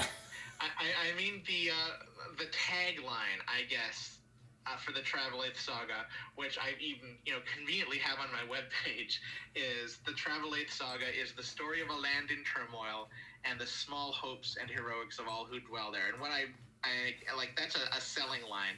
But what it really is about is other people who live in this world. And by that I mean there's a certain kind of person that fantasy novels seem to default to being about. There's a lot of the square-jawed heroes of legend that go on journeys. And it's really kind of deliberate that the first book in the series, which is revealingly called The Season of the Plow, entirely takes place in one little farming village on the edge of this empire. And you get sort of the feeling that all of those things are going on. There's an uprising going on elsewhere. There's an empire that's at war. And people come and go who have had contact with that war. But really, this story is about the people who came out to the frontier mostly to get away from it, because as cool as that sounds to read about, nobody wants to live it. And so it, like the main characters of the first book, there is one who is the main heroine, I guess, is Awen, who is a dryad-blooded foundling. So nobody really knows where she comes from because her mother has sort of retreated from the world, as all sort of supernatural beings have. Her father, there's a big question mark there right now, which I have an answer for and will introduce later. But she's picked up and becomes a sort of a community-raised child in this little community, because no one family can afford to feed another mouth. And so she sort of bounces around from house to house in this little village, and it's kind of a coming-of-age story, but there are all these people who believe, because of the circumstances of how she was born and how she came to them, that she's the child of some prophecy, that there is, in fact, a prophecy, and somebody believes that she's this chosen one foretold by the prophecy. And she's not. She's extraordinary, and she's interesting, and she has, I mean, whether she has a destiny or not, it's hard to say, as it is for anybody. But the idea that just because you are a mysterious orphan of strange and probably supernatural birth, I mean, it kind of lampshades the idea that everybody's going to think, because they've all heard these stories, you must be that chosen child. And when you're not, and you kind of have to figure out, you know, what you're going to do in this world, there's a different kind of agency that happens there. And so it exists in this world that's surrounded by, I guess, the expectations of the genre, but it's kind of a realist story. And over time, I certainly in the second book, I get more into the things that you'd consider supernatural. There's more magic. There's more talk of prophecies, and you see things that don't happen in a normal world. But it's a really slow introduction to that, because most of the time, the people who are at the heart of this story aren't wizards. They're beekeepers. They're not exiled princesses. They're refugees. And so it's really a story that grounds itself, I guess, in people who just have to make a living in a time of civil war, is, I guess, the way I would describe it. That does sound intriguing. I know in my works in fantasy, I've kind of knocked around a lot on stuff I could do. And, you know, the thing with the creative process is that it always finds a way to surprise you, I've learned from my limited experience anyway. Oh, for sure. Like, I've been working on this for a few years now, but, you know, because I was like, you know, I don't really want to do another I didn't really want to do another medieval kind of thing. I'm trying to, you know, I kind of want to be like, you know, I want to write something that kind of stands out a little bit. And I know everyone says that. I get that everyone probably says that once or twice. But it's like, and don't get me wrong, I love me a good, medieval fantasy. I mean, I'm reading Joe Abercrombie's The Blade Itself right now, so, I mean, though, would you call that medieval? I don't... Have you even read? So. Have you even read Joe Abercrombie? I haven't read it, so I'm not the best authority on it. Fair enough. But I feel like it fits the. It fits the genre as far as I know. Yeah, it's like I don't really. It's like I really like medieval stuff. I even like I've just recently finished the first Del Rey volume of Robert E. Howard's Conan stories, which are great, by the way. And I was not expecting them to be as excellent as they were, but they are. Read it. Yeah. To the audience, mainly. I don't know if you've read any Conan, Luke. A little bit. Enough to sort of come full circle on the movies and appreciate that there's a depth or a resonance to them that I didn't expect to find in them, in terms of just in terms of how rooted they are in sort of Howard's whole Hyborian mythos, which you don't really get. Like, you can watch, like, if you just watch the movies as straightforward movies, you don't get sort of the little nods to that whole world. But it's a neat world, and it does have enough of a flavor to set itself apart from. Like, it's by no means generic. Like, if you pick it up, you in some ways expect it to feel like generic fantasy, because it's such a central part of the world, and then you see that we've really sort of have moved in a different direction, so it doesn't feel central in the same way. Yeah, a lot of what I'm working on now was inspired by actually just a lot of my kicking around, exploring the kind of non-Tolkien, not as inspired Tolkien stuff. And don't get me wrong, I love Lord of the Rings. I love Tolkien. I think it's great stuff. Is it a bit oversaturated in the genre? A little bit. Luke, you're a big Tolkien guy as well. I'm sure you wouldn't. I hope you wouldn't disagree. I don't want to offend you on this show. No, I'm pretty much. I mean, part of it's like a family member. At a certain point, part of loving him means accepting his limitations, and embracing the best parts of him and accepting the worst parts of him.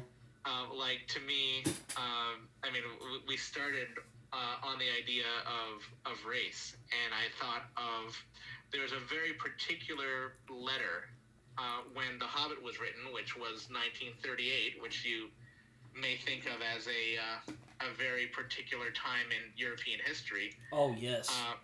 He got a letter from some German officials who noted prior to offering to, but prior to translations of The Hobbit coming out, that Tolkien was a very German name, and they were just wondering. I forget how they described it, but they were wondering whether he was German in origin. And he wrote back this wonderful snide letter that said, "I suspect you're quietly trying to ask me if I have, any Jewish relatives." And he says, "Unfortunately, I'm sad to say I have, as far as I know, no connection to that noble people," or something like that. Like, it was a really nice letter to send back to the Nazis. Yeah, I've heard that story, where it's like, I've heard that story, and that's kind of why it baffles me when some people call him a crypto-fascist, because it's like, really, he was not a fan of that. I mean, okay, yeah, there is evidence that he may have supported the nationalist side in the Spanish Civil War. But aside from that, I kind of thought he was anti-fascist. I mean, you can only fight in so many world wars against Germany before people, have to accept that maybe that factors into your political position. But no, it's just he was very much a product of his time and a product of his upbringing, and so, like I say, all the non-white people live off camera in Middle Earth, and that at some point that has to be addressed. But at the same time, it's not for his day, especially like if you're gonna give Lovecraft a pass, who has a lot of racist skeletons in his closet. No, I'm not even really that huge of a fan of Lovecraft. I mean, I'm interested in his ideas, but is he a good fiction writer? I would say no. Sorry, Curtis, if you ever watch this, by the way. Because my friend Curtis I had him on last week. He's a big fan of Lovecraft. Okay. I mean, he did things that, I mean, that's I guess the thing is, he did things that other people have done better that they would not have done if he hadn't existed. And so I guess that's my position, is that there's a lot of Lovecraftian fiction, which I'm a big fan of, and Lovecraft wrote very little of it. Yeah, it's, I think Tolkien is a better craftsman than, say, someone like Lovecraft. Which is funny, because he didn't, the rules of how to write a book, how to write a novel, are not rules that he internalized by any means, and not rules he's followed. I mean, the only reason now everybody writes trilogies, and the only reason is because he wrote something so enormous and unpublishably large that it couldn't be bound and sold at a reasonable price.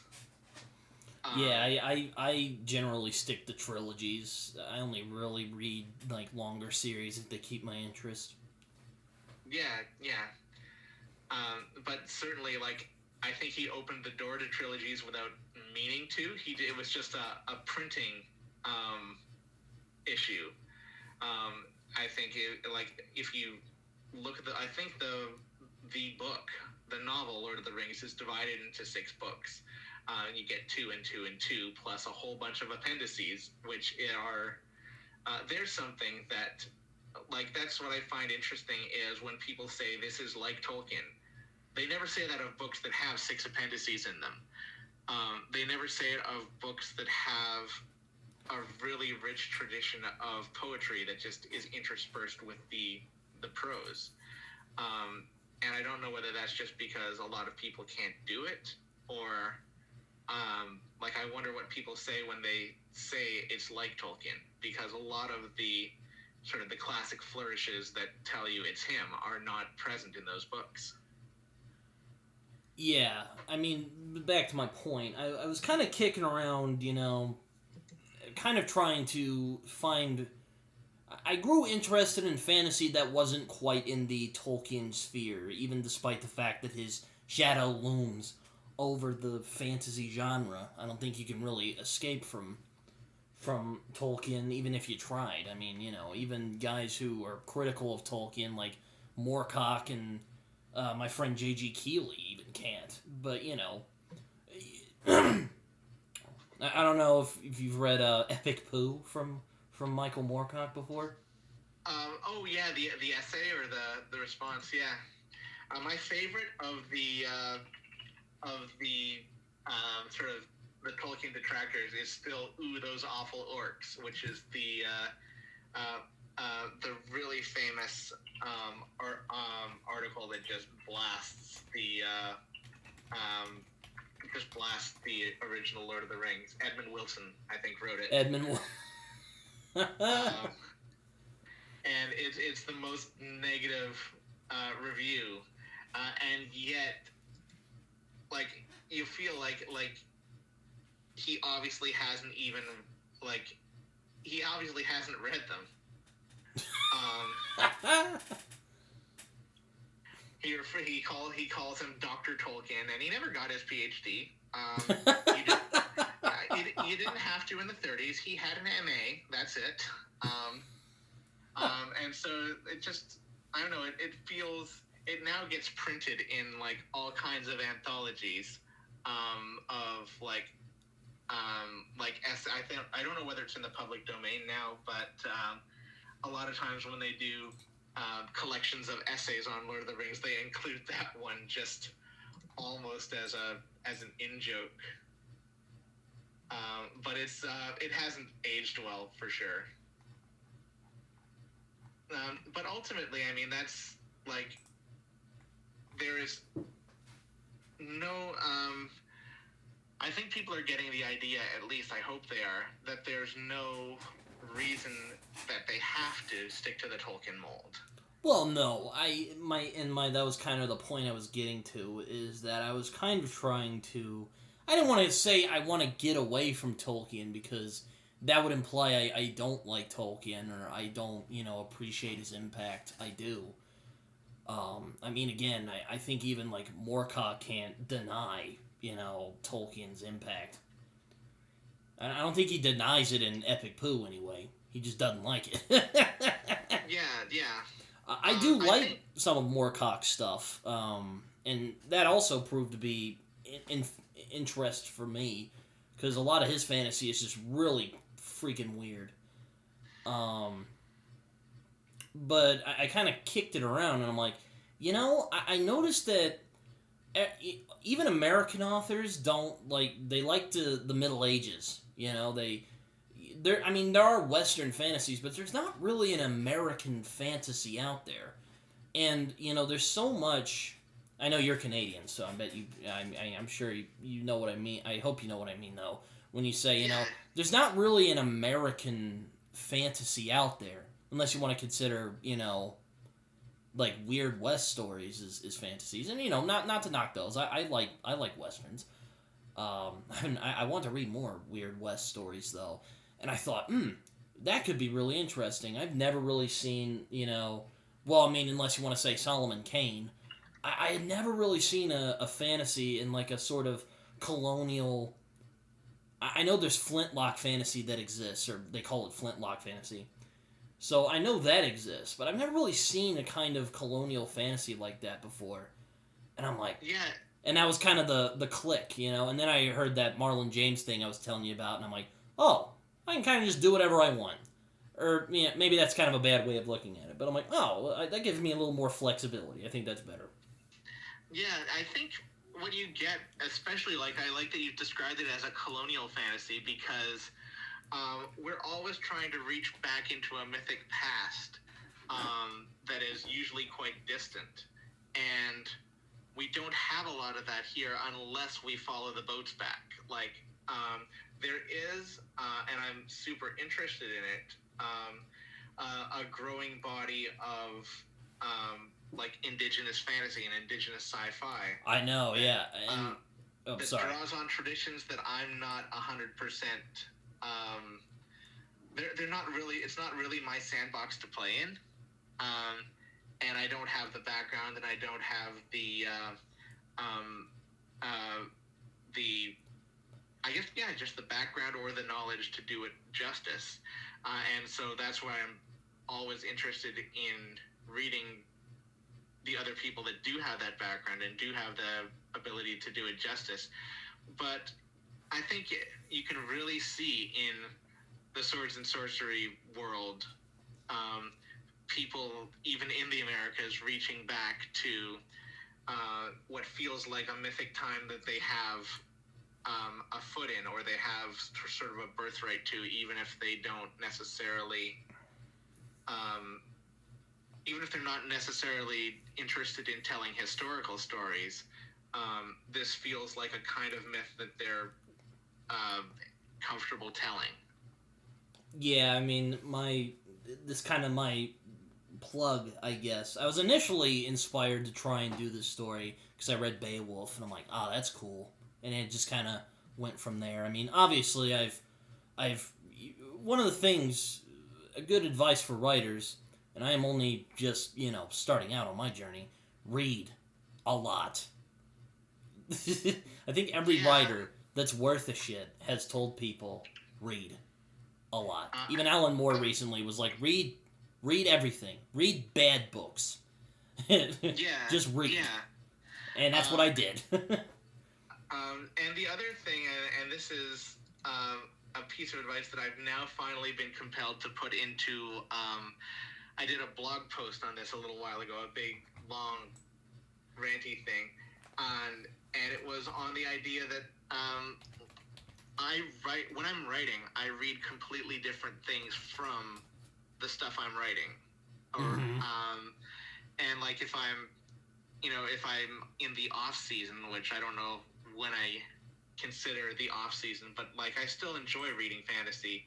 But if I'm in the middle of writing it, I will read anything but Tolkien, because like you can't help it. If you are reading Tolkien when you write fantasy, what comes out is a little bit too much like that. If you're reading Moorcock, it comes out too much like Moorcock. If you're reading George R.R. Martin, it comes out too much like George R.R. Martin. If you're watching the Game of Thrones TV series, God help you, it comes out like TV.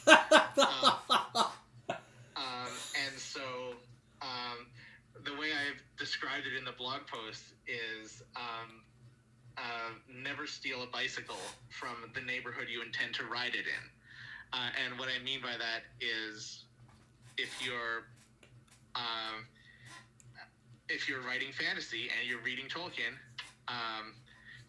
somebody's gonna notice that what you did is exactly what happened there, and they'll be like, well, it's just a copy. It's just a bad copy of Tolkien. The same way as if you ride down the street from a bicycle you stole on that street, they'll say, hey, isn't that Ted's bicycle that guy's riding? But if you go and find something else, and I don't care where it's from, it just has to be as far as possible from the world that you're writing in, or the genre, or the narrative space. You can steal anything, and it transforms so much in the process of stealing that it's basically unrecognizable, and it becomes new, and it becomes original. If you want to write a really good, let me just brainstorm one off the top of my head. You want to write a story that's a boy and his dog kind of story between a princess and her horse, and it's the most beautiful horse that ever lived, and she's the most beautiful princess that ever lived, and all this stuff. And one day she's out of the castle and somebody steals her horse, and she hasn't been out in the world, and she's naive, but she will abandon the castle. She will go off on a big quest in pursuit of her missing horse that she loves. And there's a good, a strong female character, a great story about a princess and her horse, and you never have to tell anybody that you just told them Pee-wee's Big Adventure. Because that's the story. That's Pee-wee Herman going for his missing bike. And the minute that you take it so far out of its original world, the premise becomes new again. It doesn't matter what it is.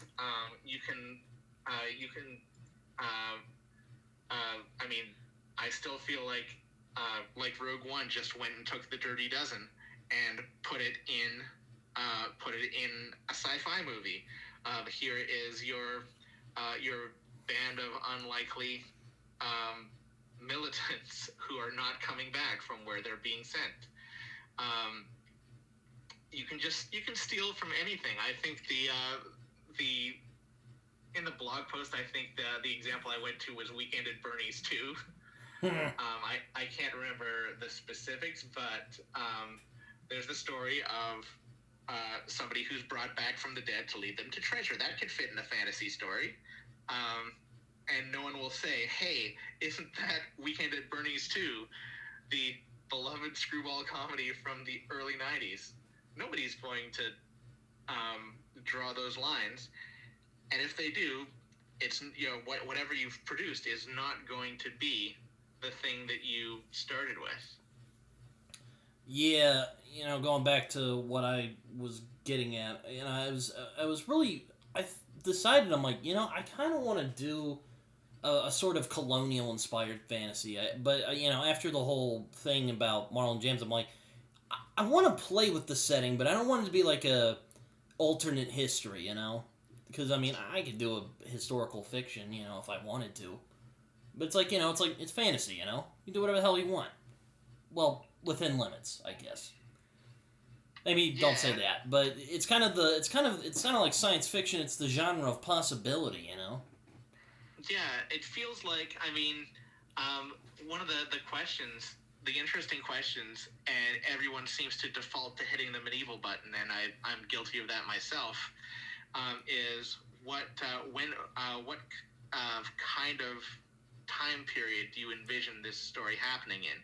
Because for whatever reason, we don't just build European flavored stories. We build 14th and 15th century flavored European stories.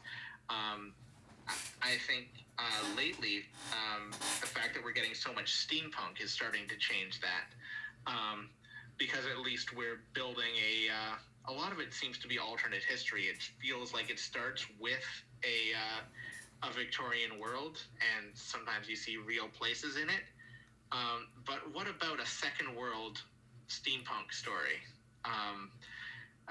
Where would that fit with the idea of colonial fantasy? Are there Minutemen riding airships powered by dragons? Like, there's so many ways you can do things that haven't been mashed up or haven't been done in a new way. I recently just finished Perdido Street Station from China Mieville, and I don't know if you've read it, but fantastic book. It is. You know what? I won't talk too much about it, but it's such a unique book, but it also it takes that kind of steampunk sort of setting, and then it kind of just does its own thing with it, and it's really. It also makes me as a fantasist just feel moot in comparison, but that's another conversation. But back to the other point I was making, and as I started kind of thinking about it, and then I started reading more on native lore because I'm from Oklahoma, in the United States. We're the Indian country, so and when you read about some of their creatures and monsters and just their traditions, there's a lot of really interesting stuff in there, and you could use that, and it's kind of just untapped potential. And I thought I could do something like this, something like, and also I've always been really interested in Puritans as well, so I'm like, that could be interesting. Just kind of spin it a little. Though the first novel, I guess, is the most basic you could do. I'm planning. It's about a investigation into a village about eldritch going-ons. So, there you go. You could say, wow, that sounds like the most cliched thing ever, but I'm going to try my best. It's like anything else. The ideas are always saved in the execution. You can do anything as long as you do it better than the last guy. And so,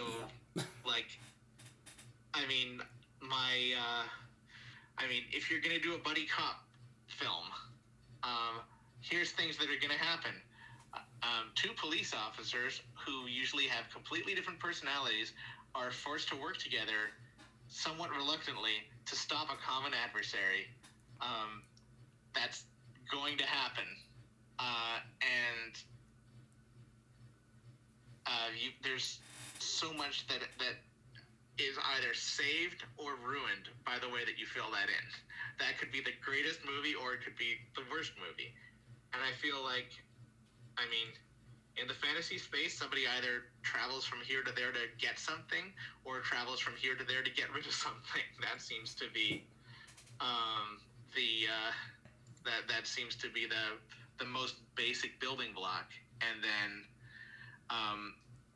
nobody is going to say, oh, they're traveling to get rid of something. Well, this is just like The Lord of the Rings, unless there's more in common. Mm-hmm. It's one of those cases. I also, I'm kind of, in fact, this is kind of a little stumbling block I've come across recently, because I read some of the, like stuff like, say, Moorcock stuff, or Fritz Lieber's stuff, or maybe even Robert E. Howard stuff. Like, it's a different story about the same character, and I thought about doing it like that. But then this, like, new idea came where I could kind of make it into a saga, but I kind of don't want to do that, because I think it would give me more flexibility to do a different story each time, But that's just me. I don't know. Or maybe I could try and do both. I don't know. This is just me now talking about my ideas. Do you have any advice of person who's published fantasy before? I think it's the best advice is the bicycle advice. There's a whole lot of, I haven't read all your film reviews, but there's a whole lot of things. There's a whole lot of things you've watched and enjoyed and experienced in a large context that could be consulted as you're building your own story, and would transform in the process of exploring them in the world that you want to create. If you're working in a colonial space, what would heat look like in that world? Just what would to heat? Go and grab them. Yeah, the Michael Mann movie. Oh. Because, yes. Because suddenly that's so far outside of the world you envisioned that transformation has to happen. There's that iconic conversation where two people who actually kind of hate each other have a conversation over a table. What would that conversation be about in your world? Why are those people sitting down together? And there's the beginning of a great scene that you could put into your world, because it wouldn't be at all about the same thing. And in the process, it would transform. And eventually, as you draft and as you edit and as you change things to adapt it to the story you are telling, it becomes unrecognizable. Indeed. and so, what would that conversation look like? You can grab something from anything. If you have an antagonist that you want to be dimensional, what's his rosebud? What's the thing he had in childhood that he's lost and now he's a dick to people? You can take all of these things so far away from the places that you found them that what you arrive with is something completely different. You can steal a box of caterpillars from old westerns and arrive in Fantasyland with a box of butterflies, because everything has transformed in the process of moving it. That's certainly good advice. I know one of the kind of I don't want to spoil, or maybe it's not spoiling. I want to overthink. One of my issues is I overthink things sometimes, Luke. How do you deal with that? I'm poking you with a stick now. Give me advice, older person who knows more than me. Mostly I succumb to paralysis. I guess the answer is, and this is one I should pay more attention to, is just get done. I sometimes think, and then just keep going and do more things. And accept that maybe the thing you're working on now is not the thing that will take you somewhere. It's the thing you have to do to become the writer who does the next thing. And eventually, if you keep up a steady diet of reading and writing and growing, eventually you'll be pretty embarrassed by things you did 15 years ago, as I certainly am. But that's the growth process. I think on average, people that traditionally publish, usually the book that gets published first is the fourth or fifth complete manuscript that they've written. And then once they're in the door, they go back and publish other things. You get to the point. Stallone once having written an Oscar-nominated screenplay, finally now said, at this point they'd publish my parking tickets. But once you're in the door, people will go back and take a second look at all the earlier stuff, and you may have chances to go back to it and transform it. But just the how do I write a great novel question, I've always answered with, write 4 shitty novels, and then write 3 pretty mediocre novels, and then write 2 okay novels, and then write 4 good novels, and then you'll write a great one. And I'm still many novels short of that masterpiece for sure. But you just keep doing it until they get better and better. Mm-hmm. Oh man, what was I talking about? Oh yes. One of the kind of sub things I'm doing, I actually got from Daredevil, the show on Netflix, before they put it on Disney Plus for, whatever reason. I heard they're making a new one. I'm like, I saw the storyline with, Matt and Claire from, like, episode 2. And I thought, that'd be really interesting in in another sort of setting. I might do something like that. So I kind of just ran with it. Oh yeah, I get what you mean. When you said that, about like, girl who gets her pony stolen.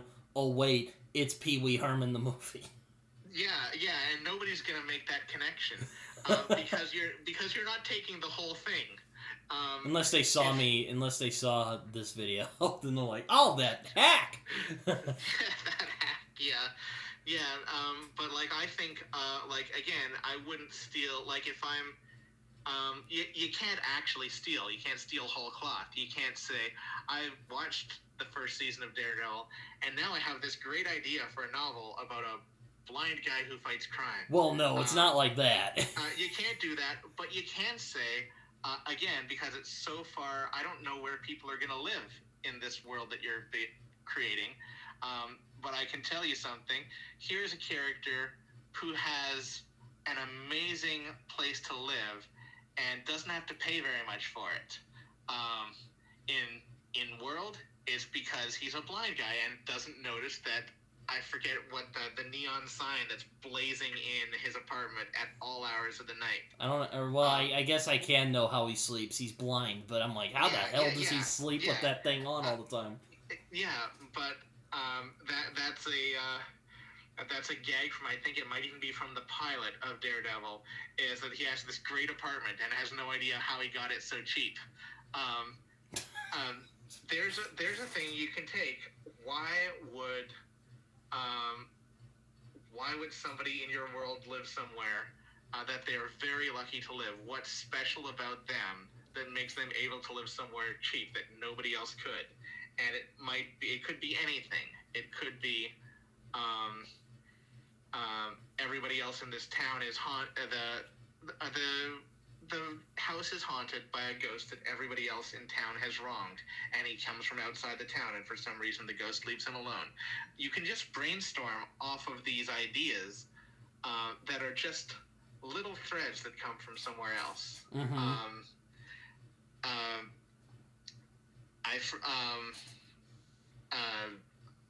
I can just, like, I'm trying to rack my brain just thinking of, like, completely random stories. And a lot of them come from films, a lot of them come from really old books. Let me think. I'm trying to think of other films I've seen recently, and I'm coming back to the many sequels to Bloodsport. But But what can you grab from that world that somebody's not going to say, "Hey, isn't that Bloodsport 3?" Well, it was more of just I was interested in. Well, for one, she gets caught up in the middle of I just kind of had the idea, which is definitely not going to be just like a straight rip off of that plot or anything, but just the idea of this person just gets caught in the middle of this just crazy story that's going on. That was the idea. I was kind of like, oh, I think that could work in a different context. Though I'm totally just gonna do something else with it. I don't want to, just rob from it. Yeah. Ultimately, you never do because it has to change so much. It's like building scaffolding so that you can build a sculpture, and by the time you're finished building the sculpture, the scaffolding is gone. Mm-hmm. It doesn't matter if you looked at scaffolding that Michelangelo built so that he could get to the top of David's head and do the carving of David's head and say, I should build scaffolding like he built so I can build a 20-foot statue. Yeah, like another... sorry. By the time you're done making the statue, you tear down all of the scaffolding. And even if you built it the way Michelangelo built his scaffolding, nobody's going to look at your statue and say, hey, isn't that David? Yeah. I was going to mention, I also was, because one of the things I really like about the Indiana Jones movies, going back to this kind of weird turnaround, I like that Indiana Jones gets his ass kicked a lot. Like, he's barely escaping. Like, the dude barely wins a fight. Like, usually just from luck. Or he takes a pounding and he manages to get, like, a good shot on the guy. But I kind of got that idea, because I'm kind of also, like, I didn't want to do another just, like, badass who runs around murdering people, and there you go. Yeah. I'm like, I thought, what if he's good at fighting, but he gets, like, he's really hot-tempered, and that makes him sloppy, and he gets his ass handed to him a lot because of that. Yeah. And I thought, that could be fun. Have you watched your way through Firefly? No, I want to. There's a thing about Firefly. I'm really nervous to watch Firefly because I don't know if you've seen Cowboy Bebop, but I love that show. And I know Firefly's kind of a similar aesthetic. The thing is, I'm nervous that show, I'm just going to be like, this isn't as good as Cowboy Bebop, when eventually I do get around to seeing it. Yeah, to a point. I was only referencing, if you will, when you get to it. I know you mentioned one of the characters when we were playing D&D, and because you said my character I made up is kind of like that character from that show. Okay. In the pilot episode, they very quickly establish that Jane is a heavy. His job is to bring the muscle. His job is to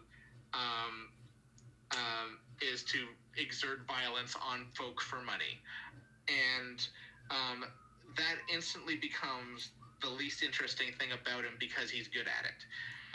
There's a scene in the pilot where he just grabs somebody from behind and they just pan the camera away because it's not interesting. We don't need to see him fight because we know we already know that situation is now resolved.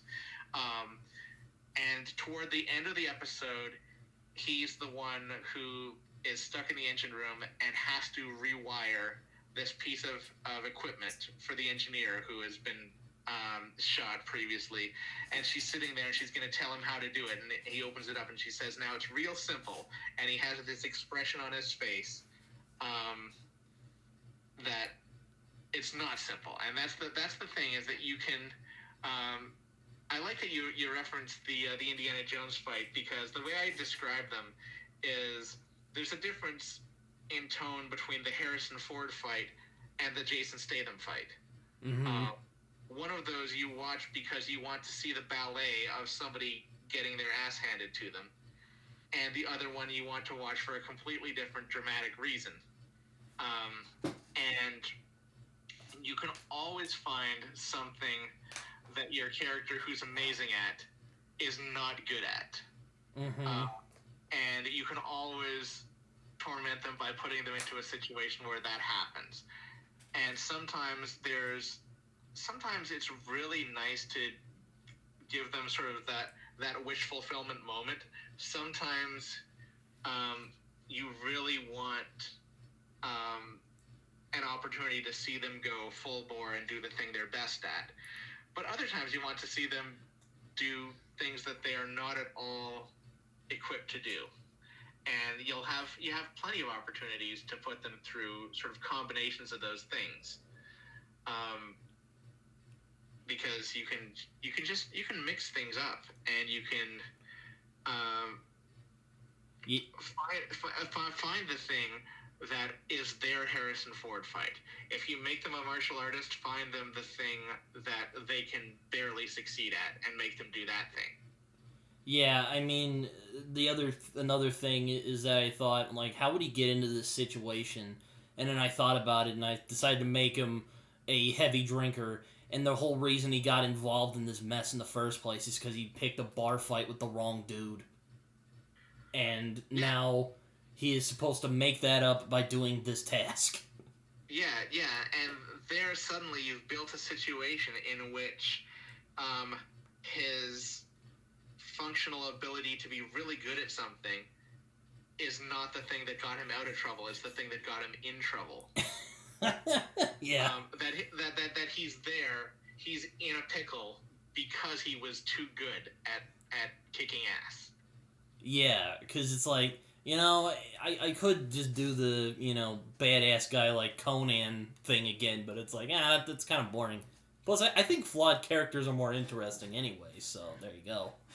I mean, that's the beauty of, and I think of this in the context of, I came from a different world of RPGs than just Dungeons and Dragons, where, although it works in Dungeons and Dragons too, if you have the characters that have, certain classes, I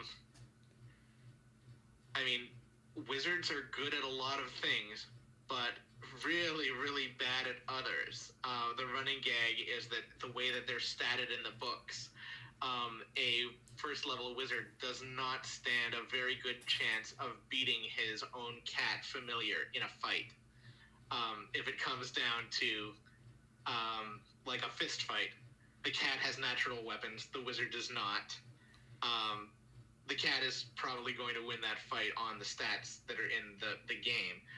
But anytime in other systems where you build your character up with all these points, you have so many points to distribute among things. And when somebody brags about all the things they're good at, that makes you wonder what the thing they're terrible at is, because everybody's got areas of weakness. Yeah, it's like, why did people not like the arrogant tool? It's because he's like really good at stuff, and they want to see him get taken down a peg.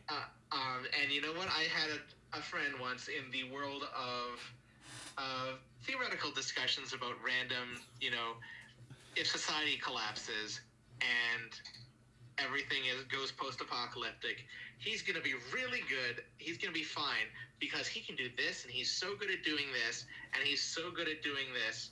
And I was just like a PhD student in 18th century British poetry. I've got nothing other than, 18th century British poetry to build on. And the truth is, for whatever reason, I was going to be that guy that, people help over the fence, that I'm not really good at climbing. And I figured 3 days into the apocalypse, he was going to be that guy with an axe buried in his head, and everyone else saying, well, crap, we really needed him. He was good at everything. Why did we kill him first? Because sometimes that happens, and sometimes if you're that guy, it doesn't matter what you're good at. Somebody will put an axe in your head first. And that's part of the Conan. The flip side of the Conan coin is that he's good at killing people because everybody's always trying to kill him. Yeah, I also like he gets like taken out of his comfort zone a lot, in at least in the original stories anyway that I've read so far. And I think that that's the question: is what is the comfort zone? What's the character's comfort zone? And taking them out of it is where the story begins. I think of, if you want to go back to, it's The Mandalorian, but it's also John Woo's Hard Boiled. When you have a guy that you can't kill, what do? You give him a baby. I thought more like Lone Wolf and Cub, because that's kind of no, it's exactly the same thing. Or you have Jackie Chan in a big fight scene. It's not going to be dramatically interesting because he's going to win. You put him in a museum of antiquities, and now he has to fight, but he has to prevent antiquities from being destroyed. Because now he's going to be fine, but the conflict is what's going to happen to the priceless artifacts.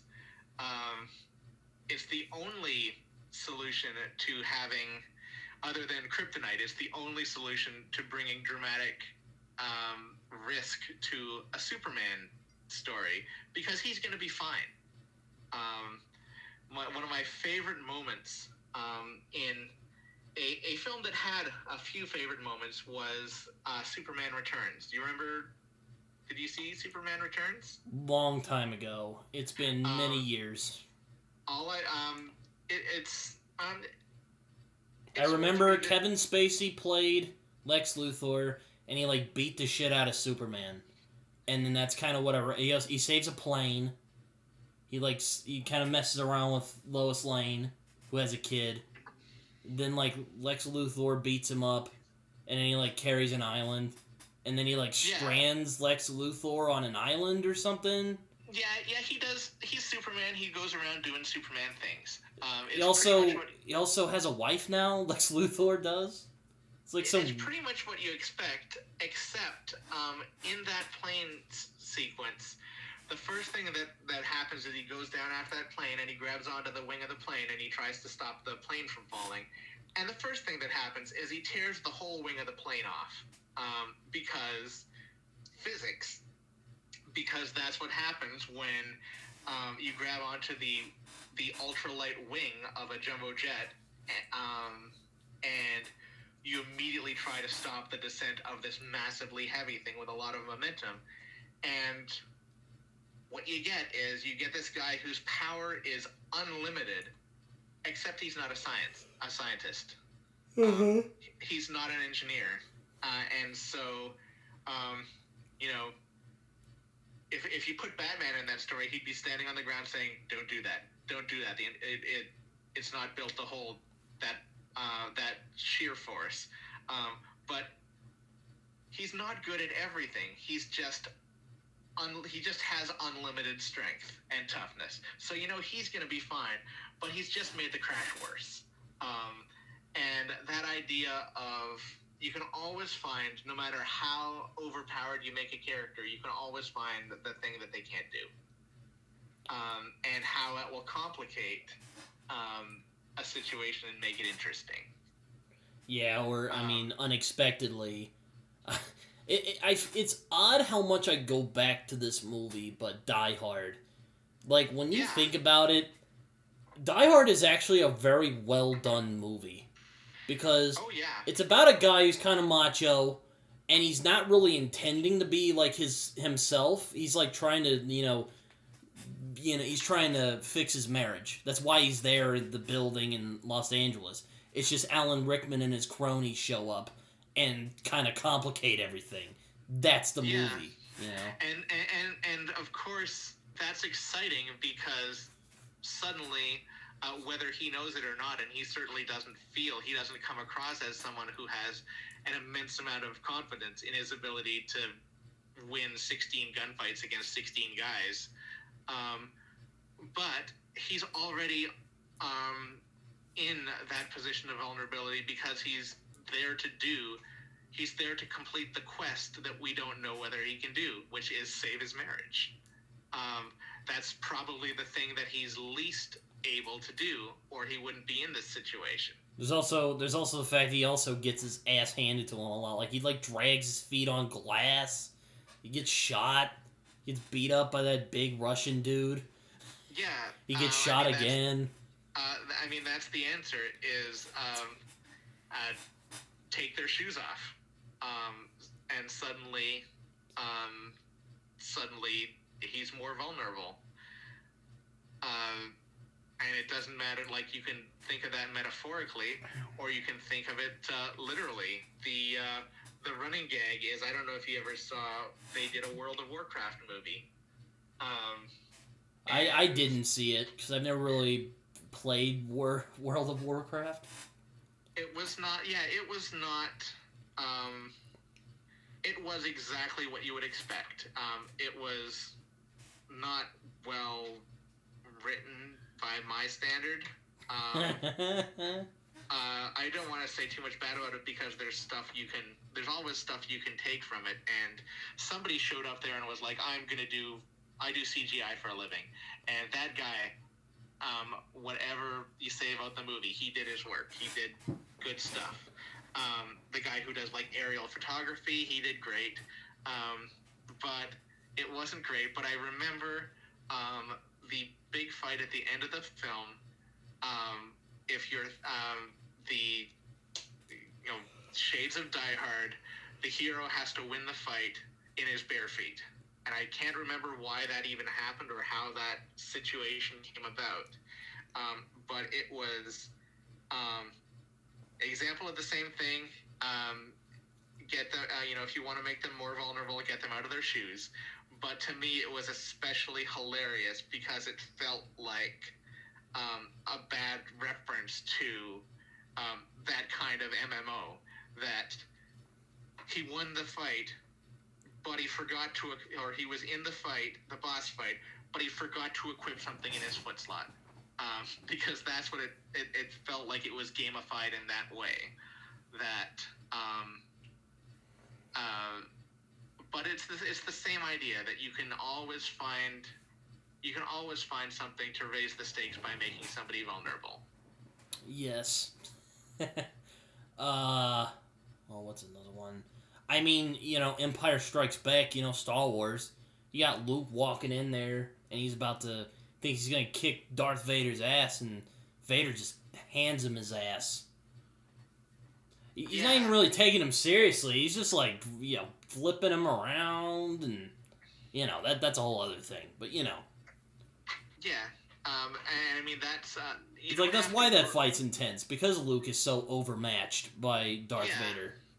Yeah, and there you're not in the same pickle. You don't have the same problem because you already know the hero is outmatched. When the hero is obviously better at what he's doing, that's when it becomes difficult to give you the sense of danger again. That's why you get the dirty tricks. That's why now he has to do this blind. Now he has to do this, but the bad guy has a hostage. Now he has to do this while holding a baby in the other hand. And there's got to be some situation when you're dealing with somebody who's really good at something. You have to introduce a vulnerability to create the tension. Mm-hmm. Otherwise, the actual tension of the conflict has to come from somewhere off to the side.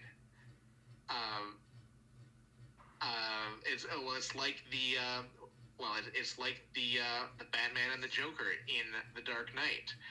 That wonderful interrogation scene. Oh, such a good scene. The dramatic tension does not come from, is this well-armored man who's got 6 black belts, is he going to win his fist fight against this unarmored, literal clown? I don't know if I'd say he's a literal clown. I think that's not where the dramatic tension in that scene comes. The uncertainty and the anxiety that you get in the audience does not come from, is he going to win this fist fight? it comes from somewhere entirely different. And so if you have a position where the hero gets to be, or where any character gets to be in a position of absolute confidence that this is going to go his way, where's the thing that might not go his way? Yeah, if it all goes his way, it's going to deflate tension, you know? Yeah. All that fun stuff. And that's, I mean, that's where you find the conflict where there wouldn't otherwise be conflict. Or, you know, I mean, even going back to Heat, you know, I mean, would you call the diner scene tense? I would, kind of. I think so. Because it's also, it's not like they're about to shoot each other. You know, that might happen, but what makes it interesting, what makes it, like, you know, compelling, is that they're just sitting there, and you don't know what they're gonna do. Yeah, and it's also a thing where, again, neither one of them is necessarily, their superpower's not talking. The more, the more you have, again, if you have two actions, that's why if you have two men of action, making them have a cup of coffee together, neither one is confident. Neither one is in a position of strength. And, you know, that's the minute that you change that dynamic, the minute that you have your working class cop sit down and have a conversation in a fancy restaurant with a mobster, suddenly the mobster is in an imbalance of power. Suddenly you have somebody who gets to be confident in that situation, and if it's the hero you identify with, you need another gear you can twist to change that balance. Like the interrogation. Suddenly, the working class cop is in a position of great strength. The guy who is being interrogated is not in a position of great strength. So you have to find a way to change the dynamic, to put the conflict back. Maybe the guy who's being interrogated knows that he's going to make bail in 5 minutes. Now there's a time. Maybe you could have Al Pacino yell at him a little. That might set the tension up a little. Yeah, or you have a guy in that position who says, you know, gosh, I've never been in trouble with the law before, and of course he has, and of course he's been interrogated 31 times already, and interrogating him a second time is not going to produce the results that your hero wants to produce. You know, it's kind of like with The Witcher. I like The Witcher because it's not quite the medieval fantasy. It's also kind of a sort of gothic fairy tale fantasy as well. And like a really... It's like, okay, let's blend these styles together. The kind of traditional medieval and then fairy tale monsters and stuff like that. I've only played The Witcher 3. I do have some Witcher books over here that I would like to start at some point. Yeah. But I really like that about that world, you know, and also they have witch hunters, and I don't know, I think witch hunters are cool. Even though they were pretty awful from historically speaking. Yeah, I mean, again, you get a different interpretation going from, once again, this conversation goes full circle when you draw the line that connects the witch hunters in The Witcher to Monty Python's Spanish Inquisition. Yeah. I mean, the minute that you ask the question in The Witcher, well, does she weigh more than a duck? Oh God. You're reconnecting an interesting question, but no, it's just a matter of managing conflict for your characters, and that's the real art of storytelling. Yeah, I mean, you know, you might think it's easy to write. It's not. Let me tell you right now, it is not. There is a lot of, like, you got to make the prose flow nicely. You got to make the character conflicts believable. There's so much stuff that goes into it. Yeah. And sometimes it can be overwhelming, in fact. That's why I try to take it one at a time, which is not always easy. Yeah, and I mean it really is a question of writing of executing the plot rather than a question of what you set yourself up with. In the same way that coming from a comic book tradition, you will have had many conversations, or have been around many conversations where somebody says, who would win a fight between X and Y?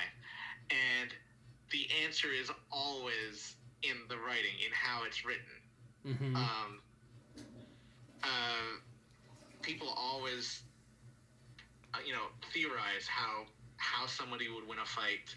I don't know, or I mean, the classic example is always the race between Superman and the Flash, but it comes down to, well, which version?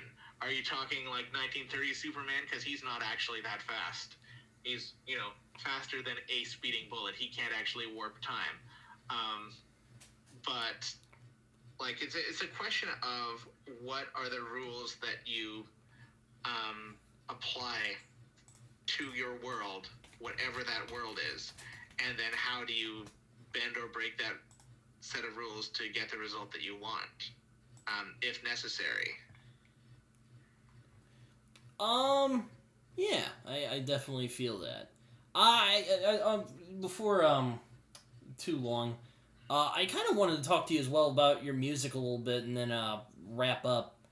I kind of want to talk to you about your music a little bit, if that's all right. I wanted to kind of pick your brain about that a little bit. Sure, I'd be happy to. Say things about your music. Poke and stick again. I'm always happy to shamelessly plug. Although all of this talk about storytelling probably makes the novels an easier plug, but I'm happy to talk about the other line of work. Yeah, I mean, I've seen like some of your. I've seen some of your music covers. Like I know you did one of Billy the Kid, which I know from Marty Robbins' Gunfighter Trails and Ballads. It's his Western album, which I really am a big fan of. You've done a couple of covers on here. I'm looking on right now. You've done some like Beatles covers. Like what genre do you specialize in? I see you play the guitar, but like what genre do you specialize in usually with your music?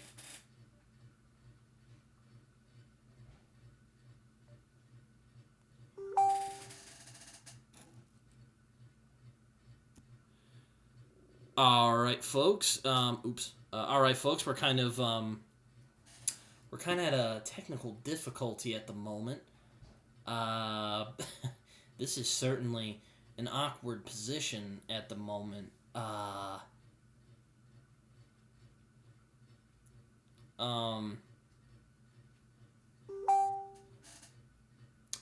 There you go. He says reloading. Give me about 40 seconds.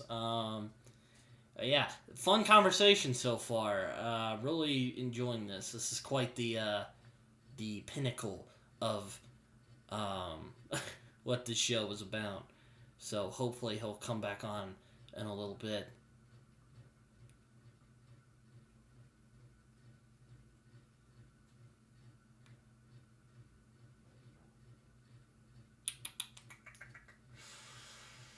This is certainly an awkward position. Let's see. What else is there to talk about today? Yes. There is, I did read Perdido Street Station, like I mentioned earlier recently, which I really liked. I even wrote a review of it. I might plug it, but I might not. So I guess we'll see. Oh. There we go. Hello again, Luke. Hi, sorry about that. Oh no, it's fine. I was just rambling about some books I've read recently. Anyways, I was asking, where did I cut off? You were about to tell me where you know Billy the Kid from. Oh, I mentioned I knew him. I knew that song from Marty Robinson's album, Gunfighter Ballads, if I remember. Okay. Gunfighter Ballads and Trail Songs. Yes, the great Marty Robbins album. That's neat. That's a I haven't Marty Robbins hasn't been on my radar for a while, but that is directly out of the time period that I would certainly know about. I was just asking what genre do you specialize in? That's a funny question because I've played various instruments with varying degrees of rock and or suck. And the answer is when I'm not doing anything live, I just make myself do the same trumpet part like 95 times until I get it right. So I've got some pretty good trumpet on my recordings, but I can't play the trumpet. I can't. I just mess around until it comes out right. What I have done up until this point has been really folk influenced. So a lot of acoustic instruments. I would say very much in sort of, I guess, the vein of like if you go through my one album, Desolation Sound, you will hear a lot of things that come out of the tradition of Gordon Lightfoot or Stan Rogers, or I guess they're all, like, it really was, it's a very Canadian sounding album. So I guess, like, people that have made it down south, in that context, Joni Mitchell has had a very successful career in the States. Or I guess, like, I wouldn't necessarily say I do a lot of things that would be like James Taylor reminiscent, but there's somebody that sort of occupies that similar singer-songwriter niche. Or John Prine, I know, was very big in the States, or that kind of music, and that's mostly a happy accident that came out of the project that I was doing at the time. I have been working on doing things that are a little bit more electric, I guess. Like, I've got more things that are in a sort of rock and roll vein. I've play more electric guitar than I have on that album. I grew up listening to Clapton, and have discovered things like Bowie, and then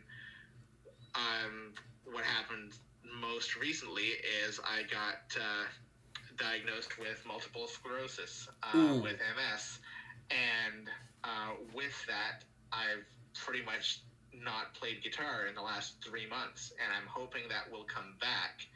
And so in the meantime, I'm exploring what I can do. Does it hurt to play the guitar? No, I just suck. So what, did your brain have like a nope, can't play anymore? Sorry. That's basically it. And it has to do with it all has to do with nerves. Like, it's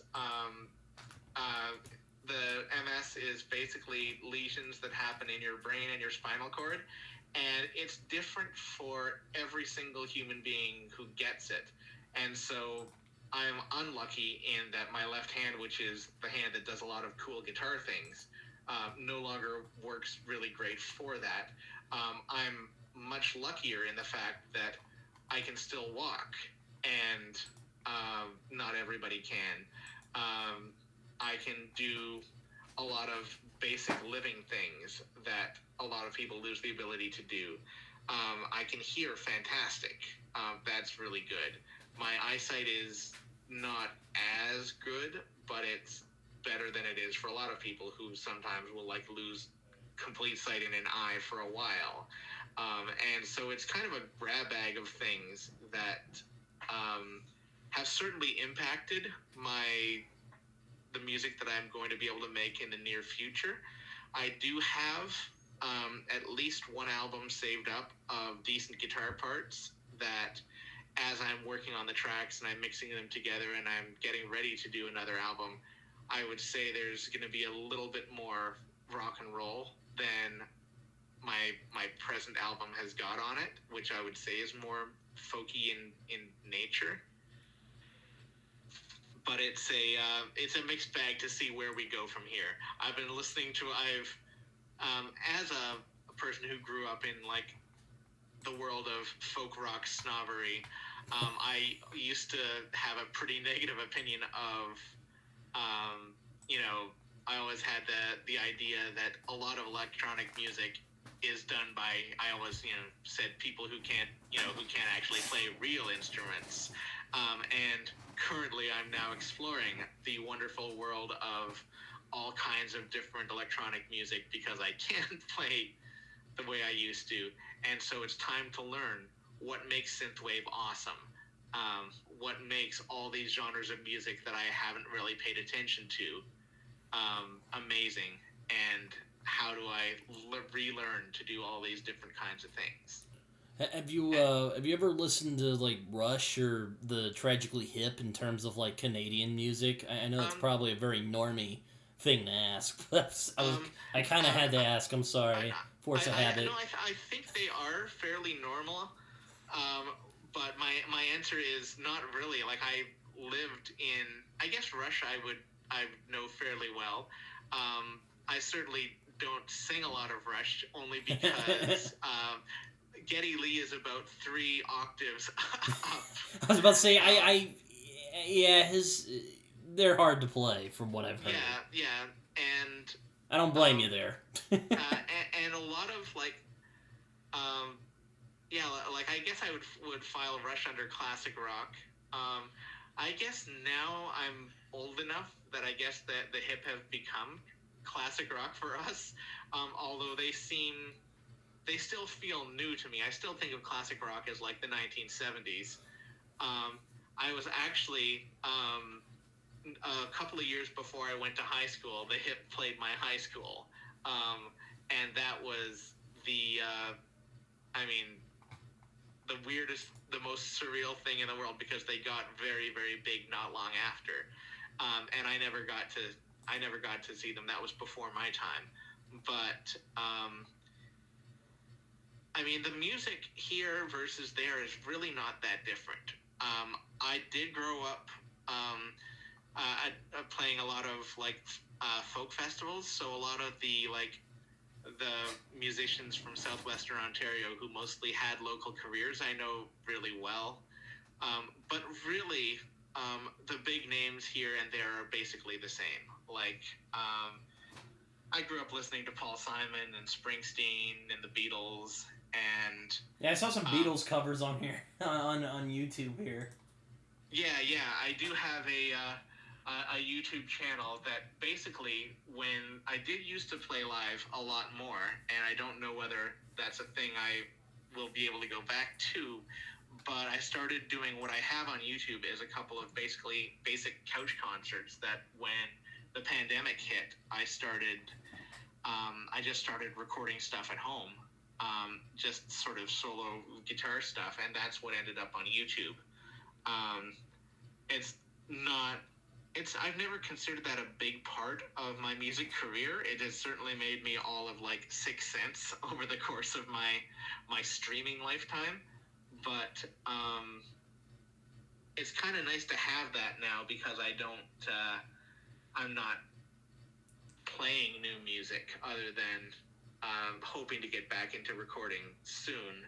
But that's what exists right now is I did 2 couch concerts in 2020, and they were live streamed, and then I've broken them up into a series of little videos, most of which are cover songs, and so they seem to attract a little bit of attention just because people looking for those songs find their way to me one way or another. Mm-hmm. All right. But yeah, I'm certainly reconsidering right now. I have no idea how much of that I'll get back, and so how much of that I'll still be able to do. I'm more or less confident that I'll be able to continue Another... We had another connection. Oopsie. Oh, crap. Is this a sign from the gods? Oh, boy.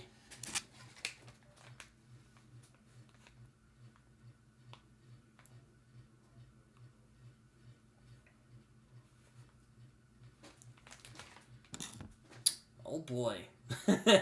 This is turning into a fun one.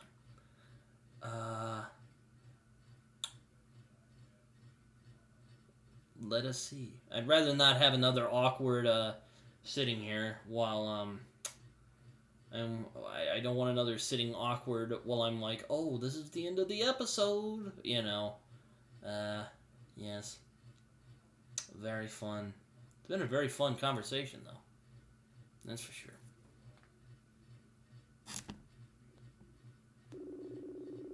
Let's see if he'll answer.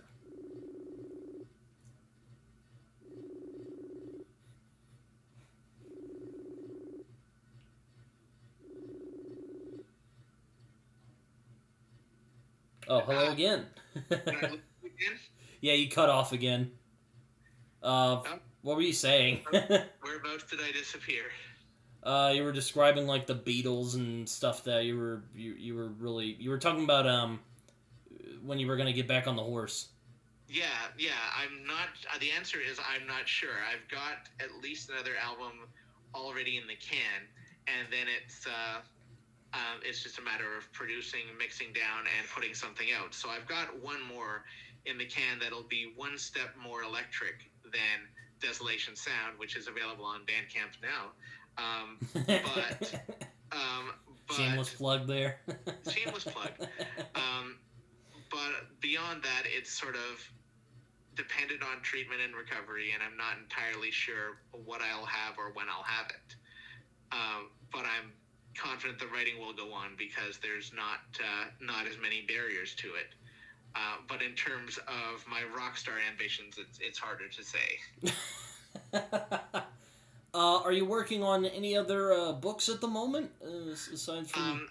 I am. Those I can certainly plug. I have the beginning of the third book in the Travelite Saga, which is provisionally called The Season of Rust and Rime, which is a very, I guess, on-brand title for that kind of book right now.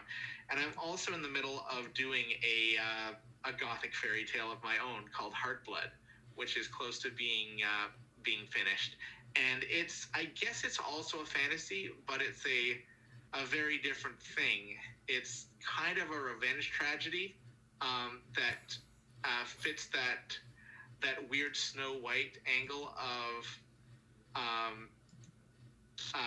beautiful girl wanted dead by her wicked stepmother, except that the first thing that happens is there is no change of heart. She's actually brutally murdered, and eventually takes her revenge from beyond the grave.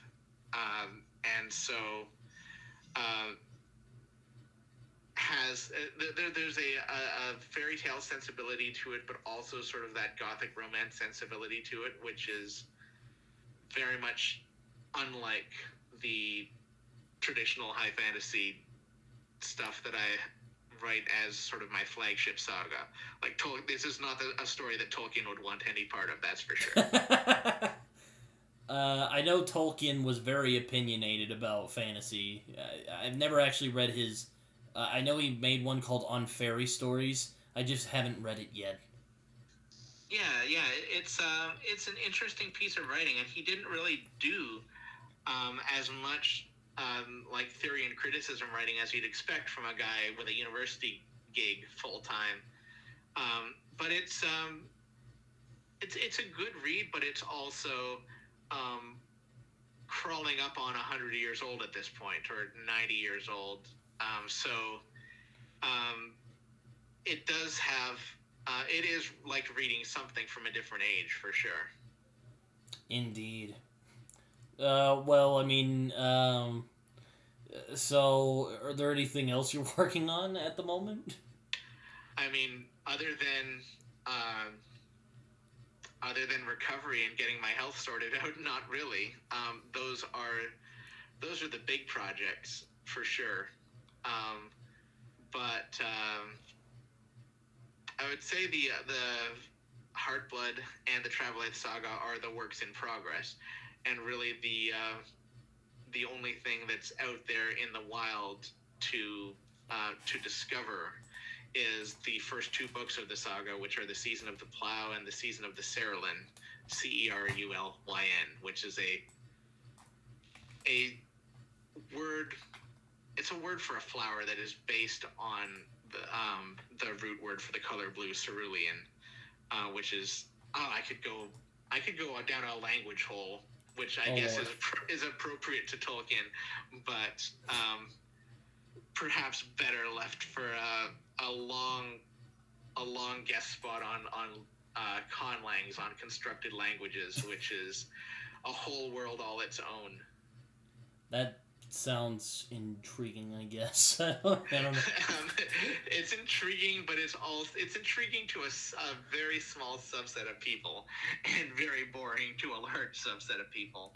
I wouldn't say language is the first thing I'm intrigued by, though I am impressed that Tolkien managed to make a story out of a language he made up. So yeah, there you go. All I will say is that the languages that you get little tastes of in my books, do check out. They are real languages, and they have real vocabularies, and they work like actual languages. But for the most part, I try not to go too deep down that well, because it's not really what the stories are about. I guess Tolkien started writing stories because he wanted an excuse to use his languages, which is a really interesting way to start from. I started from I wanted to tell the stories more than the languages themselves. So there are traces and ghosts of the languages within the stories, but that's not really what I'm there to do. Fair enough. And I think that's probably true of most people that write fantasies. They're not really interested in... They're probably not as interested as I am in having even traces of languages that check out. A lot of fantasy writing, I always feel like people name their characters by dipping their hand into a big bag of Scrabble tiles and seeing what they come up with. Indeed. I don't know. I sometimes just like throwing things at the wall. Like recently, Yeah. I was reading about a pirate city, and I'm like, oh, that sounds cool. I want to add that somewhere, but I don't know where. So I guess we'll figure that out. Luke, I appreciate you coming on here. Thank you so much. I really appreciate you taking the time, my friend. Well, this has been a real pleasure. I hope you can come on again at some point. I don't get out much these days. This is as out as I've been in a while. Fair enough. I was about to say we need to wrap this up soon. My computer needs to update, and also I'm hungry. I do not envy you the task of editing all of this into something manageable with all the dropouts. And usually it's pretty. I usually just upload it without screwing too much with it. This might be a bit different. Yeah. Anyway, just a couple of snips here and there, and it'll knit back together. Yeah. All right. But anyway, Luke, I appreciate you coming on, man. We should do this again sometime, really. Yeah, thanks for your time. The next couple weeks will probably be busy in terms of podcasting anyway. Oh, no doubt, but I look forward to tuning in.